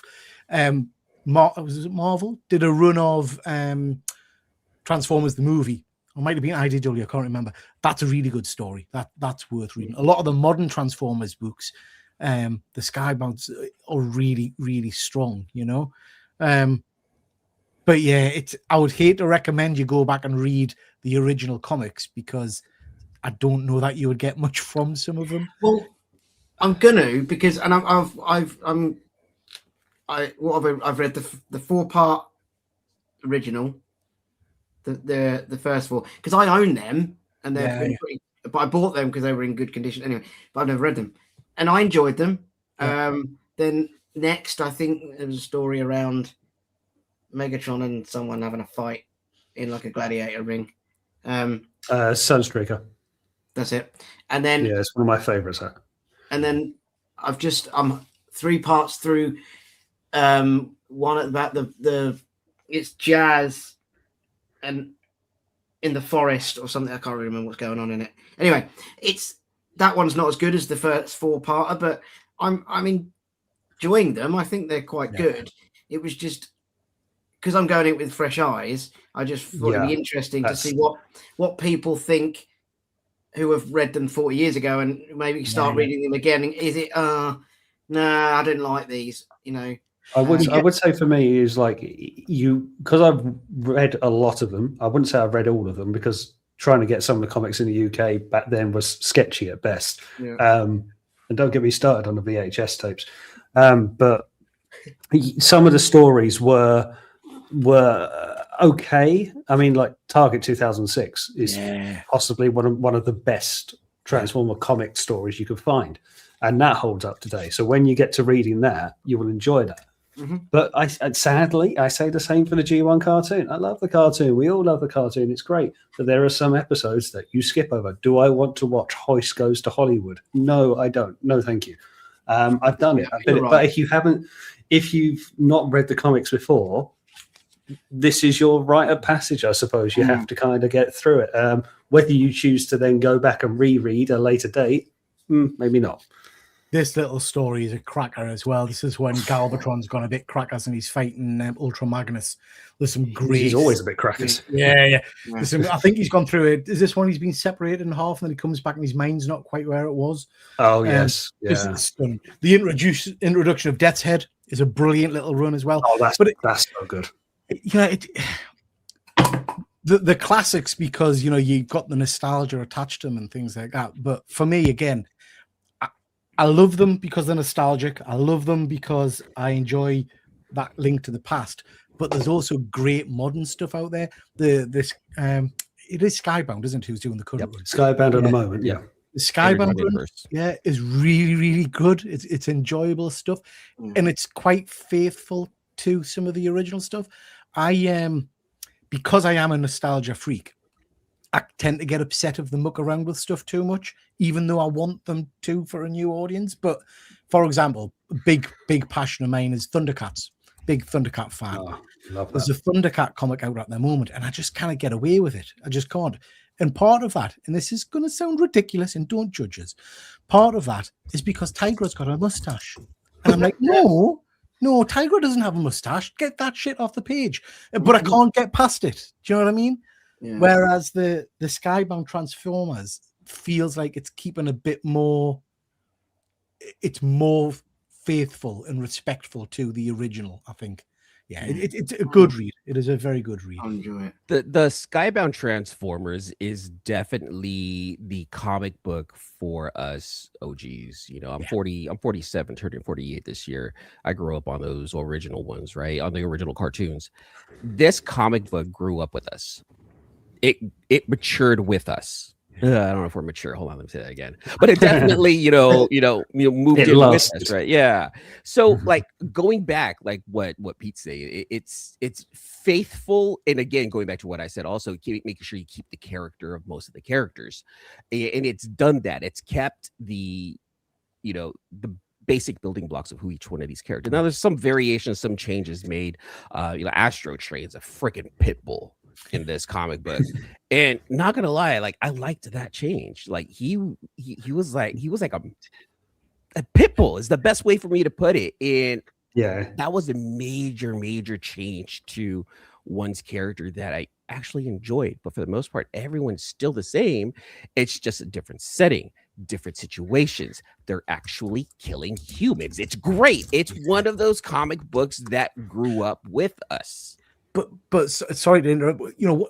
A really simple scene that comes back to everything we've been talking about for me about showing the character of Optimus Prime and what I want. In one of the first couple of issues, I think it might even be the first. I know what you're going to say. He steps on a deer. Steps on a deer. And then he lifts it up, and you get a couple of panels of just the turmoil he's got. He's extinguished a spark. He's ended a life, and it's like, yeah. Why have I never thought of that? These great big things wander. They're going to be collateral damage, but it speaks to his character, and that for me took us straight back to that's the guy I'm wanting to get behind. Yep. Yes. Yeah. Exactly my thought when that scene happened. This is my Optimus for a new generation, and I'm not mad at that. Yeah, I do think, Sam, you'll look at some of the Marvel stuff with a little bit of rose tinted view, and that's fine. That's absolutely fine. You got to remember, of course, as well. This was Simon Furman or whoever writing, particularly for the Marvel stuff, and if you grew up on the cartoon, which probably most of us did, they had to cram a lot into 18 minutes, 15 minutes in some cases, and it was there to sell toys. Like, you got a little bit of a biopic, but that was about it. This comics would flesh out all the more, to the point that Pete's mentioned around when you get some of the fights with Galvatron and I think was it Cyclonus's death scene, like further on in 2006, like it gets a little bit deep, gets a little bit heavy, and where you saw there of the Dinobots going into a dream and how Sludge kind of gets tricked a little bit, like there's some pretty good heavy stuff, and then there's some other things that are just a bit like how the Marvel comics did the Rebirth versus how the miniseries was in the cartoon. That was a miss for me. The comics didn't do that well, and the season 4 of the cartoon did it much better. But I'm a big IDW guy. Yeah. By no means was everything they did perfect. I'm not going to tell you that it was, but man, I was hooked from issue to issue. Like there's some great, to the point of, like you mentioned there about Prime standing on a deer. One of the things I'll never forget, Optimus is trying to do his best to convince the humans he's not threatening. We're not like the Decepticons. We're here to help you. The humans aren't trusting it, and Jazz comes out of nowhere and vaporizes a human who's holding a gun at Prime. And the next thing you see is this Bumblebee going, "Jazz, what did you do? You just killed a human. We don't do that." And that's how it ended. And it was a bit like, okay, this is a little bit dynamic, changing, and I like the fact that it wasn't, all over in 18 minutes. I have to give massive props as well to the Skybound Transformers, because it's done something I've dreamed of for years, which is reintroduce Mask and incorporate it into that universe. Oh, Mask. Yeah, it's always been in the chat tonight. Yeah, love Mask. I've always thought that Mask, Transformers, and GI Joe should just be one universe, shared universe, and that's what we're getting. So yeah, very pleased. Mask is cool. Just to finish it, or one final bit to it. If you had a 10, 11-year-old son, daughter that, you know, shared your love for Transformers but hadn't really got into it much, and you were going to get them into comics, would you start them back in the 85 or whatever it is, Marvel ones, or would you give them some of the more modern Skybound stuff? I think if you gave someone Skybound and said that's your starting point, that's as good as you could hope for. Is it? Because it does a good reset. But like I say, you're still crashing in the side of a mountain. You know, waking up in 1984, it's still familiar. It's a good starting point, but they're doing their own things with it. Like you've seen around RC, she's got a bit of an upgrade, you know. So yeah, I'd say Skybound is as good as a soft reset or even a hard reset as you could hope to find. Okay. It's modernizing what we grew up on. Like I said earlier, it's exactly that. It's still the same type of story. It's robots on Earth trying to gather Energon. One faction's trying to take over. One faction's kind. Same basic, you know, premise, but tweaks here and there. Yeah, big tweaks, but still the blueprint is there. You know, the original DNA is still in there. So starting them off with Skybound or even IDW, in my opinion, I didn't read IDW, and I want to go back and read those. I actually really want to read the Shattered Glass universe, but different story. But yeah, starting them off with Skybound, best way to do it. I'll quickly just finish off a final comment on this. Like the last half of the first run, and I forget the people who did it, because I know there's been a change of storyteller for it, but the last Warren Johnson, you thinking? Daniel Warren Johnson, what I would say. Yeah, I'm going to get my names wrong if I start misquoting it. First 12 issues really liked. 12 to 24 I was less keen on, but what we're doing now up to 25 to 29, okay, liking this now. Different flavor, trailblazer flavor. And I'm just like, okay. So I haven't read the last two. I'm behind too, but I hear that they were good. You're going to need to read. You're going to have to read 28. That's all I'm going to say. Yeah. There's sometimes you get an image like we see now with the Skybound arm. Like every now and then you get an image like bought into your mind. 28. That's all I'm going to say. There's going to be an image. Are you thinking Megatron? Yes. Yeah. And I'll give Daniel Warren Johnson's a fantastic creator, artist, writer. I think he does some amazing work. I never in my wildest dreams, not that I'm a big wrestler, thought I would see a book in which Prime's picking up and doing wrestling moves. And there's so many wrestling moves. It's like it's like dual powerbomb just kind of blend right into this, you know. What was at one point when you see Bruticus doing a German suplex to Devastator, or Devastator do it, and I'm just like, why am I watching Combiners wrestling, and why haven't I watched this before? Because now I want to see more of it. Yes, exactly. That was awesome. I actually commissioned an artist. I was like, do me a favor. I kind of want your rendition of Bruticus beating the shit out of Devastator. And I have a commission up there by Donna Gilio, who had. I was like, yeah, this is cool. And I matched it up with the Bruticus from Magic Square. I was like, yes, that's dope. Very cool. Okay. Seeing as we've gone on a bit for time, I'll skip over my points because I've got a load of crap anyway. Eman, we'll come back to you. What else do you want to discuss this evening, sir? Something. There was a couple of things that I wrote down. Let me bring up my notes real fast. So okay, this is a what if real fast. Okay, and I'm hoping that we can kind of go through it. So, what if there was a faction of Transformers that would do anything for peace, and anything to make sure that the balance is there, similar to like a gray Jedi, who would be in it and what would the logo look like? Okay. They are willing to kill humans and they are willing to kill Autobots and Decepticons, but in the name of like peace, in the name of keeping balance, you know. Peacekeepers. Yeah, like so to say, grayish area. So who would be in it? What would the logo look like? I'll chuck, because I don't have as much detailed knowledge, I think, as you guys, but I'm going to chuck one in straight away because I think he's a soldier, basically, which is Cup. I don't think he would have much of a problem on either side as long as they're good. He's got a hard edge, hasn't he? Yeah. He always is your kind of your military hardened kind of guy who, for the greater good, will do what he's got to do. You know.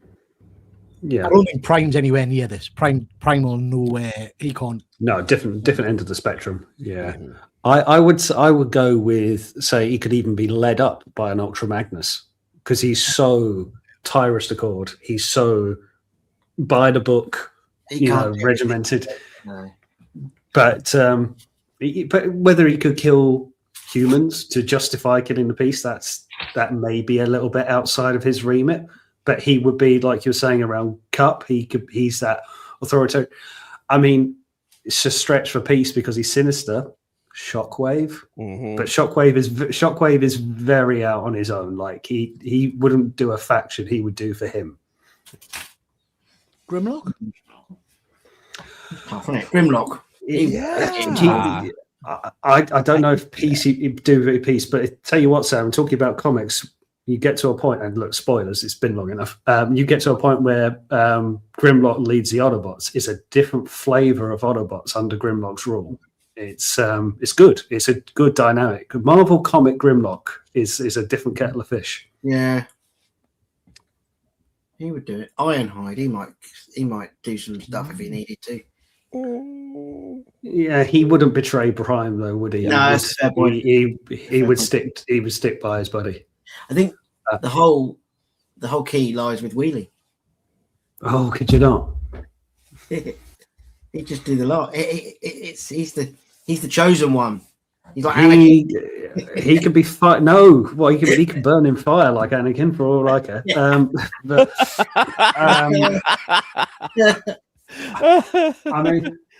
mean, I could see. And I don't want you guys to just think G1. Also, let's look at all of the different universes. We can even bring up like Shattered Glass, Jetfire. If you guys name something like that, if we can include outside G1.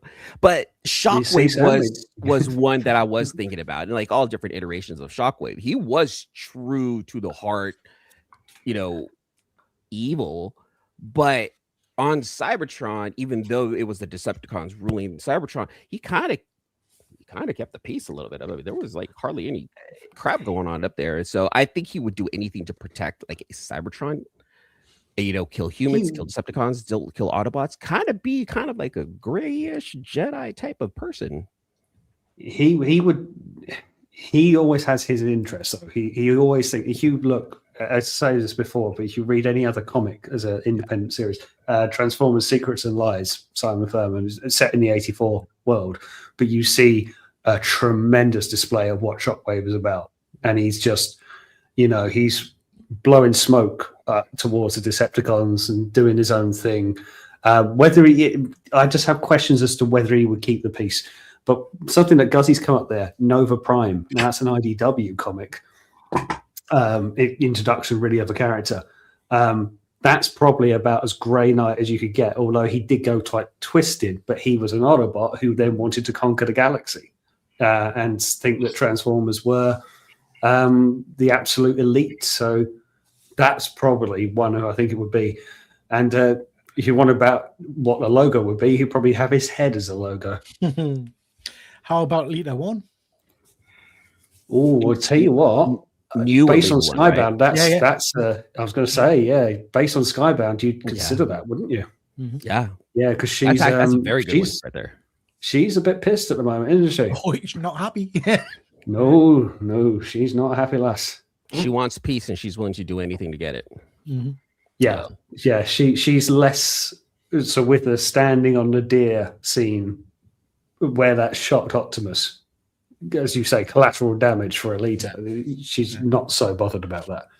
Yeah, that's a very good show. Because as I go back and I bash on that Netflix series, but will say she was probably one of the best characters in that show. You kind of get the impression now she's very much this Splinter Cell force whenever she's introduced, like a resistance or an underground way of doing things. Like, I'm an Autobot, but I'll go and do things with 4 or 5 people, and I'll go do it my way. Yeah, and that works. Very Andorish. Yeah. Very Andorish. Yeah. You know, it kind of like keeping that kind of mindset. Yeah, very resistance, very Andorish. And yeah, I know I'm combining different universes and different fandoms here, but you know, it's nice to think, what if there was, you know? So yeah, that was my little thing right there. Nice. Cool. Right. Pete. Go to. I mean, I guess it's kind of linked to Eman's recent videos and whatnot. I've recently dipped my toe into the world of AliExpress, and I think the toys are cracking. So I've got myself a Prime, and I got myself a. I'm glad you brought this up, actually. Scary falls apart. Oh, you got the exact same one. Yeah. That's a big old boy. Oh, so for those who don't know, Eman's been doing a lot of like Temu Transformer videos, and they've been really good fun to watch. Recently, did a combination video, putting it together, and gave himself a massive heart attack while doing so. Little did I know that Pete's actually picked up exactly the same one. So this is a KO of one that I actually had, which was Generation Toys Gravity Builder, third-party Devastator. So the last time I did this show, we were talking about these, and a couple of your guests sent us links to these, and I ended up buying them.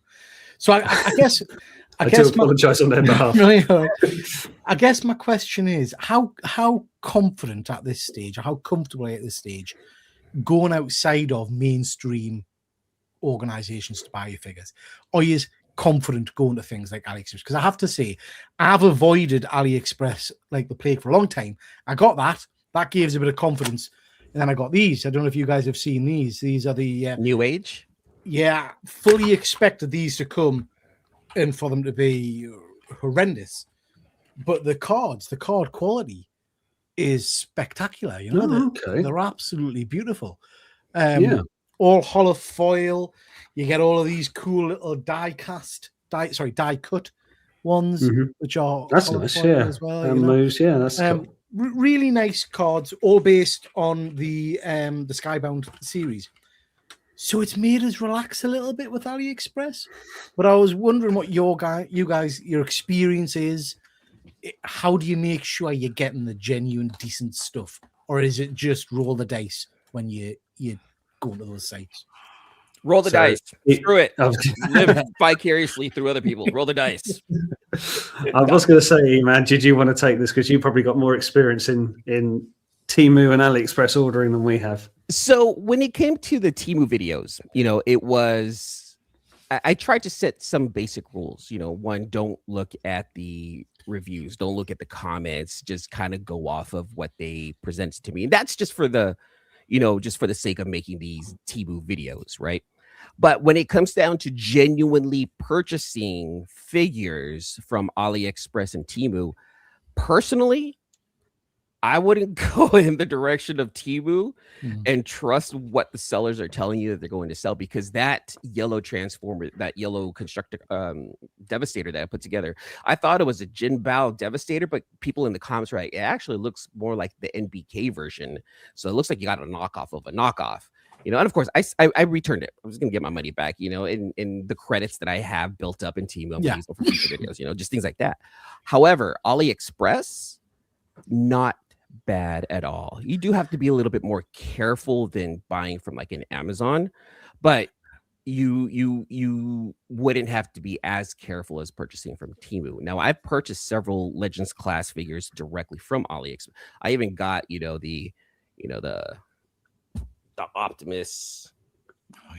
Oh, you nice. know, and it is new age. Oh, he's got the Nice, Megatron. I Rich, didn't isn't notice he? he's got the Megatron. Yeah, he's got the brought out the Skybound on. Yeah.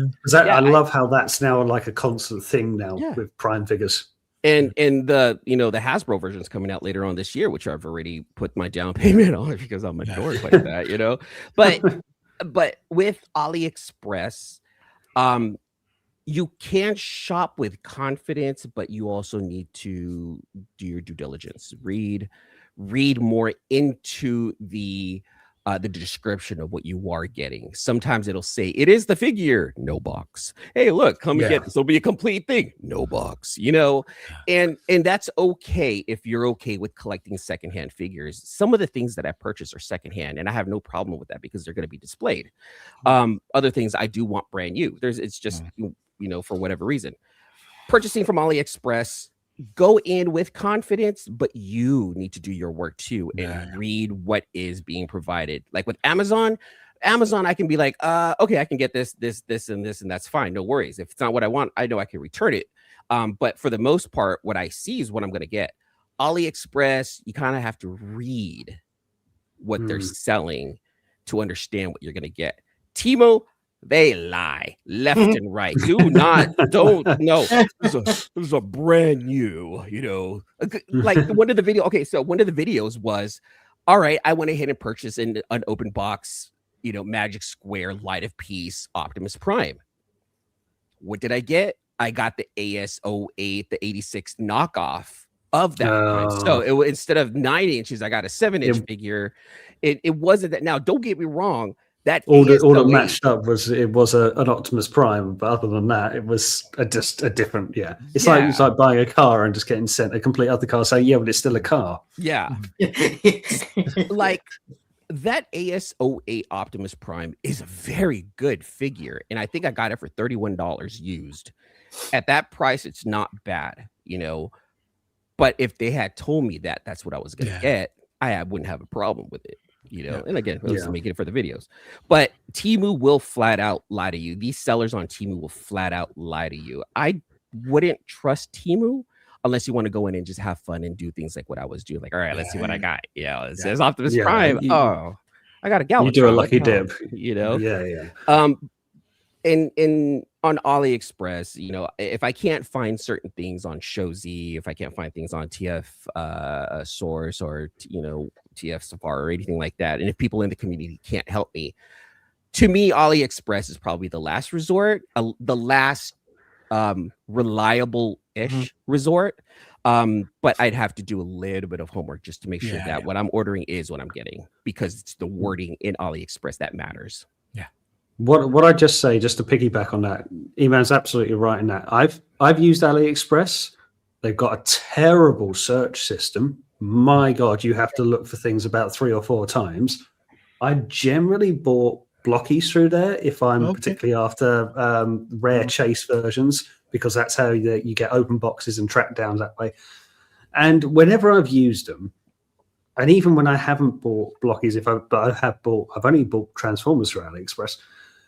I've never spent a fortune. So even if it's not right, what have I lost? Less than 30 quid. Whatever. Worst case. That's interesting, because that's why I took a punt on this Devastator, because I think I paid £25-30 maybe. I mean, and it was like, even if it comes and it's trite rubbish, so what? Do you know what I mean? Yeah, you've lost more down the back of the sofa than you have done on that. Yeah, I'm with you for that.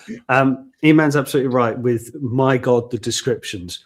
You have to look, and you can click on one. This is a bit of a thing. If you cycle through images thinking you're looking at the same thing, and I don't know, 5 images clicking from different angles. Oh, no. You're looking at the same image, and there'll be one text change saying incomplete, broken, whatever, shipping £25,000 for no reason at all. And it's just, so you do have to look.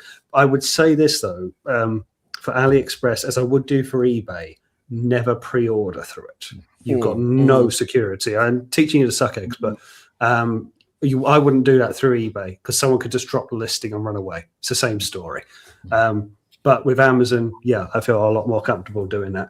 But my general rule is, if it's, I don't know, like if I really go for high-end masterpiece, I'd still be wary because I think it's still very much a customer-driven site, being AliExpress or Temu. And even if you've got a new fans toys out there, Galvatron, that'd be worth £200 or whatever. I don't think I'd trust a site that doesn't have 100% credibility, even if my experiences have been good. I don't mind it if it's less than 30 quid. 200's a different story. No, and I think that's the number, like 30-40 bucks is like the number where I'm like, you know what, that's all right, you know. But when it comes down to buying brand new bigger stuff, go to those reliable sites. Go to whatever sites you. I don't know if you guys like rely on like Shozi or TF. I live on Sochi. They're good, aren't they? Yeah, like go there. Shozi is responsible for all of this. Oh, they're the reasons why you have different Predikings. Yeah, they're the reasons why you have different Predikings. It's not a me problem. I don't look in the mirror. I think I've only ever ordered off AliExpress once, and it was for someone. I was ordering it for someone else. And they told me they gave me the links and said, "Can you order these?" So I didn't have to search for it. I was just buying what I was told. To be fair, the service was pretty good. You know, it arrived pretty quicker than what I expected. So the service was good. And again, I think the figures, they were Star Wars figures. I think they were knockoffs. And I think that was the person knew they were knockoffs. That makes sense. But from all accounts, they were good. But I wouldn't, like you said, I wouldn't buy anything off them high end. It depends if like you saw, Pete, where you saw that Devastator for 25 quid. If it wasn't going to be anything great, then okay, you've spent 25 quid. And if it was good, then it's a bonus. It's fun to do something like that, you know, spending less than $30 on a let's see let's see what happened. That's content for everyone. If you guys are like, I don't know how to make a video or I don't know how to make a YouTube channel, do that. Spend $30 on Temu. Let us know. So you get what you wanted. You know? Do a mystery box unboxing. Absolutely, it's content. Mystery purchasing. This is not even a mystery box. I purchased something. I don't know what it is. Have a drink beforehand. Make it a drunk purchase. Have fun with it, you know. And that's the purpose of really doing any of this, right? Is just to have fun in front of the camera and share it with everyone. You know, that's the most important thing. I remember the first time I ordered from Shozi. I was nervous ordering from them because I hadn't done it, and I had something in my basket for a day or two going, do I trust this? Because again, it was an MP. I think it was a masterpiece. It was over £100 of work. And I thought, is this? And I think, Ian, I might have spoke to you or I spoke to other people that I know use it, but it was still that first step of, well, I don't know. Where are they? Are they going to ship? You know, all this stuff. And now, I mean, I don't order everything off there, but I have no qualms about putting pre-orders on. Yeah. Because every transaction is very well done. It helps. It helps that it's kind of built up reputation. Sites like that. You get away with it. But, you know, the same thing would have been said from Amazon back in the beginning. Look at it now. We don't think about it. You know, as is the way. All right. We'll finish off with the last topic of the evening, which goes with yourself, Sam. What do you want to close us off for tonight? It was around, and I haven't got much of a thing of fight in this because I don't collect them, but it annoyed me all the same.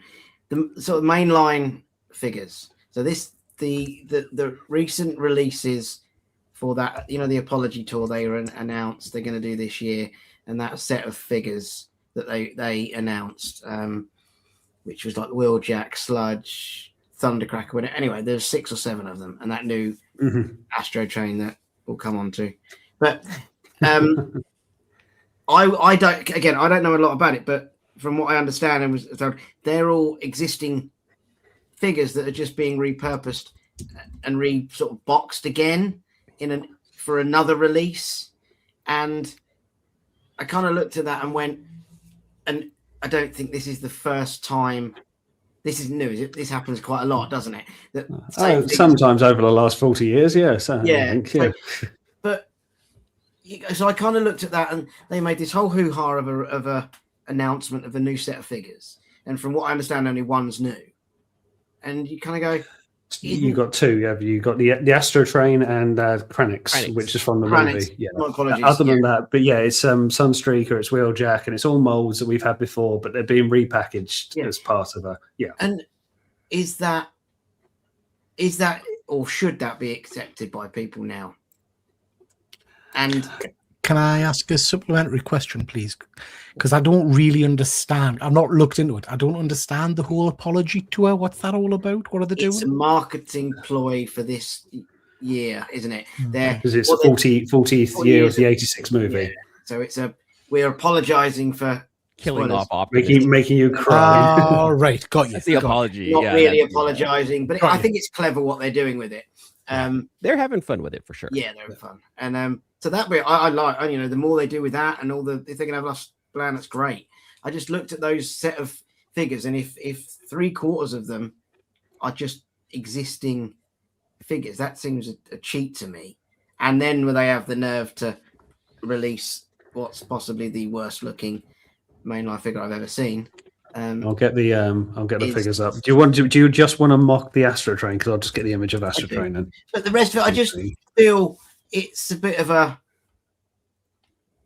cash grab. This take, cash grab, of going. I don't know. Just see the whole hoo-ha for things that everyone's already got, and I thought that seems a bit. But that's the thing, though, Sam. Right? Does everyone have them? Does everyone have an 86 Optimus with battle damage? Does everyone have that Astro Train? Not everyone has every one of these, and so they're look, I don't sound like I'm, No, I get you. It's a valid point, though. No, but that is a valid point that I hadn't really thought about. That is, because collectors who've been in the game for a minute, they're going to have these already. Like, I don't need it. But there's a kid out there that's like, oh my God, Dad, what is that? I want that. Because it's them marketing still to a younger generation, but they're kind of using us old folks as hey, the old folks kind of love these and we're sorry, but maybe you kids might like it too. It's definitely a marketing ploy. It's definitely not for us. Yeah. Well, I shouldn't speak for everyone. It's definitely not for me, but it's for someone. Someone's going to pick up on it. Yeah. Do I want it? I don't want it. Someone else might. Yeah. And do you know what? That is a very point I hadn't thought of. That I'm going at it with an adult collector idea, whereas they're going at it going, well, yeah, but if there's a bunch of kids that haven't got them, they might want to buy them. Yeah. So I hadn't really thought about it that way. I guess I'm going at it adult collector. But look at that.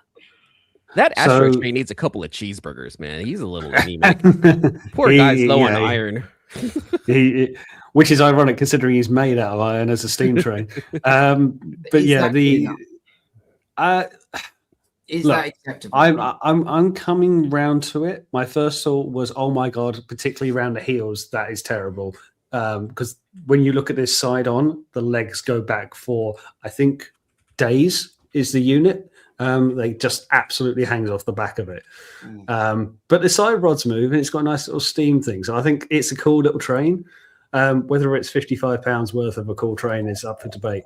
Yeah, it makes you wince. That was going to be my point. So I think and this comes into wall collecting. For me, there's always something about, are these figures designed for us as older collectors, or are they designed to get kids into the hobby? I look at that looks like crap to me. So that in my head is not designed for me as an older collector. But if you're telling me that's something to stick in the shelves on your supermarkets or whatever to get kids interested in Transformers again, cracking, all for it. But not for $50, you're not, or 50 quid. No. That needs to be like a tenner in your Target store or whatever. Do you know what I mean? To get kids buying Transformer toys. But no, that looks awful. This is also being presented at a time to, how can I put this? Like, it's an apology tour. It's 40 years. This is, make no mistake, however bad this looks, this is commemorative. This is to sell and promote a fairly big character who had a fairly small scene in a film from 40 years ago. But it's to be a headline name. We know Astro Train. Just like they're reissuing Hot Rod. Fine, makes sense for the movie. But do I think this is worthy of 40 years? No. Look, triple changes are not fun to engineer. It's not easy at a £55 price point to make a train, a shuttle, and a robot that's really anorexic. But other than that, it's. Have you got images of the others? I'll see if I can get them. Bear with. Because I think when you look at the Prime, the Megatron, those three Seekers, I think they look fantastic. And you get a level of quality on one hand, and then you get that. And are they at the same price point, Sam? Are they around the £50 mark as well? The Primes? They vary depend on their classes. So they're the same. Are they all studio series? I don't know enough about it. They are all studio series, but some are leader, some are deluxe. So they'll vary in price and because of their scale. Yeah. So give me just a second. Just downloaded an image. And like the Soundwave, you look at those and go, I think they look really, really good. And it's just, I don't know if it's just the consistency. Again, I don't know enough about it all, and so I'm naive in a lot of it. And I've got the image now. Probably not the one to even comment on it, but it's just, I don't know. I thought it was worth a discussion. Or is it? Why isn't it? It's out. It's meant to be discussed. Yeah, we should discuss it. Yeah, and the Shockwave I think is very good as well. Yeah, but I've got issues with the Shockwave. I'll get back to that. This Sunstreaker, if you can see it, I'm actually looking at the wrong screen. A lot of people didn't like that originally. Now, I will point out, I think this has had a different coat of yellow to it as well, because this came out under the Siege line, and the chest was a lighter shade of yellow to the rest of the body, if I recall. So I think he's had a bit of a respray. Wheeljack, I think this could be at least the second time he's been re-released. He's come out quite a few times. That's a reissue of Snarl, who came out last year before, I think. I've got him. He's brilliant. He's lovely. Very good. I don't think he's had anything to him. Maybe he's more bronzed on the dino wings tail than to say a flat yellow, maybe. Kranix is new at the front there from the 86 movie, so that's cool. Bot motor cool. Yeah, and he's going to cost like £20. He's nothing. He's a deluxe. He's small. And these guys, I would actually get that Kranix.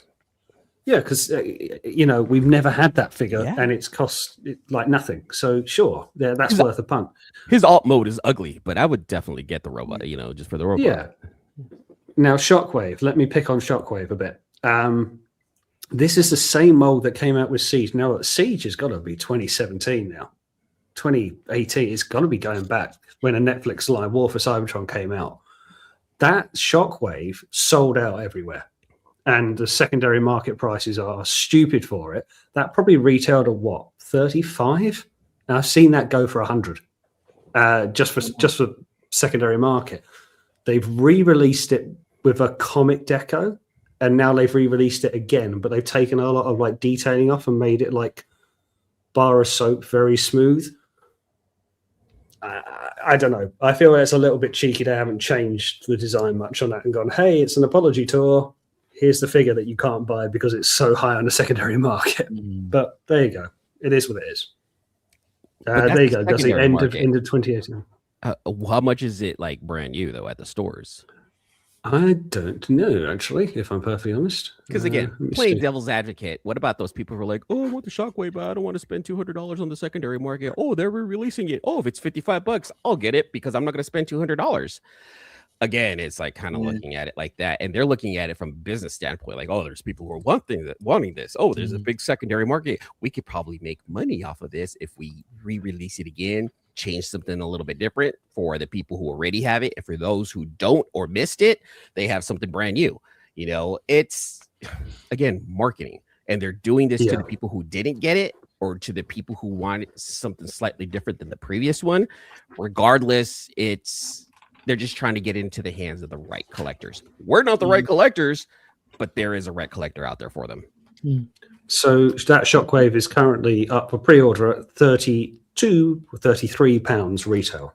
32 or $200, right? Like, are you spend, and I think that's what they're thinking. Is they're looking at the secondary market and saying, all right, well, this Shockwave is going for X amount. Let's go ahead and re-release him again, make some small tweaks so that it's slightly different, but then we get into the hands of the people who didn't get it last time. Yeah. And to answer your question, Sam, to tie it back in, like, I think in some ways it's fine, but they're re-releasing toys that have already been released as part of an apology tour. I don't think they were going to do anything else, if I'm being brutally honest. They weren't going to make a wave of new figures for anniversary edition. Yeah. I mean, it's not even so much just because of this apology tour. It was just in general, I guess. That's what highlighted it, and to me, it just seemed a bit odd. But I don't know enough about it all. I don't know. You just think it'd be newer ones more often, but indeed. Yeah.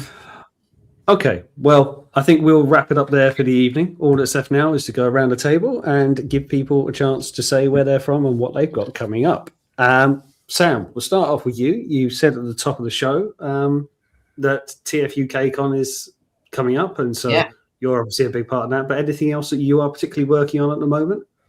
No, not really. No, I'm trying to think of some new things to do, as in photo-wise at the moment. I don't know what that is yet. I just want to try some different things, but yeah, just thank you for having me as always. I enjoy it. It's good. Instagram's my main home. So yeah, I'm trying to take some new pictures at some point. Cool. Yeah. Do drop. And of course, as always, everyone's details to their various social platforms are in the description below. Pete, where can people find you? What are you working on at the moment? Yeah, I'm over on G Comics on Instagram and YouTube, doing 2 videos a week, normally on a Sunday night and a Thursday night, live show every Tuesday night and normally every Saturday night as well. And I do content which is comic book related, nostalgia related, action figures, 1/6 scale figures, and vintage stuff. So yeah. Always good stuff. Do like dropping in, and even does a little cheeky double dip live stream earlier in the day. But yeah, no, always like your stuff. It's always good fun, and you get a good amount of people in the chat as well to interact with. So that's always good fun. Cool. And then finishing off, Eman, pleasure having you on. Thank you very much for. Well, I say getting up early. It's probably a bit more of a sensible time for you now. But where can people find you, and what are you working on, sir? Yeah, find me on Instagram, TikTok, and YouTube. And I just started my Facebook page also. They're all Eman's World of Geek. Currently, I just finished my final episode of my Team Transformers run. So you watch all 6 episodes on my YouTube channel. Coming up is I'm working on an interview show with collectors in both the comic book and the Transformer communities, just to kind of get to know them a little bit, what they're all about, what makes them collect, and that's actually kind of like a interview show in preparation for hopefully in about a year to get some bigger names. I'm working on the interview skills, just that's what I'm trying to do. So working on the interview skills, so hopefully like I can do a Hot Ones type interview show, but just without the hot wings, just not gonna burn their, but just something focused on the collectors and creatives themselves. I have a few Transformers that I definitely need to unbox. One of them is a Dreamstar, a Constructicon. I haven't done that one yet. And a couple of the other purchases that I made. I also have, Pete, I have like 7 comic book boxes that need to be unboxed also. So I have quite a few comic book and Transformers content coming up, as well as the interview shows coming up. So make sure you guys follow me here on YouTube for that. And find me everywhere else under Eman's World of Geek. Come on over, hang out. Yeah. I do recommend you check out the Temu videos because they have just exploded for you on YouTube, which is great. And yeah. Really yeah, that was a pleasant surprise. I'm telling my girlfriend now, you better watch your mouth. I'm making 78 cents now. Look at this. I'm monetized. You watch it. Don't you raise your voice at me. I'm a YouTuber that's making money. Watch it there, buddy. And just like that, power's gone to his head. There you go. And out the door go all the Transformers. She's all right, get all this shit out of here. Watch. 72 cents. Get out of here. Good stuff. Gentlemen, thank you very much for joining me this evening. Thank you very much, everyone, for watching. And as always, I will see you on the next one. End the stream. Click the button and click the second button.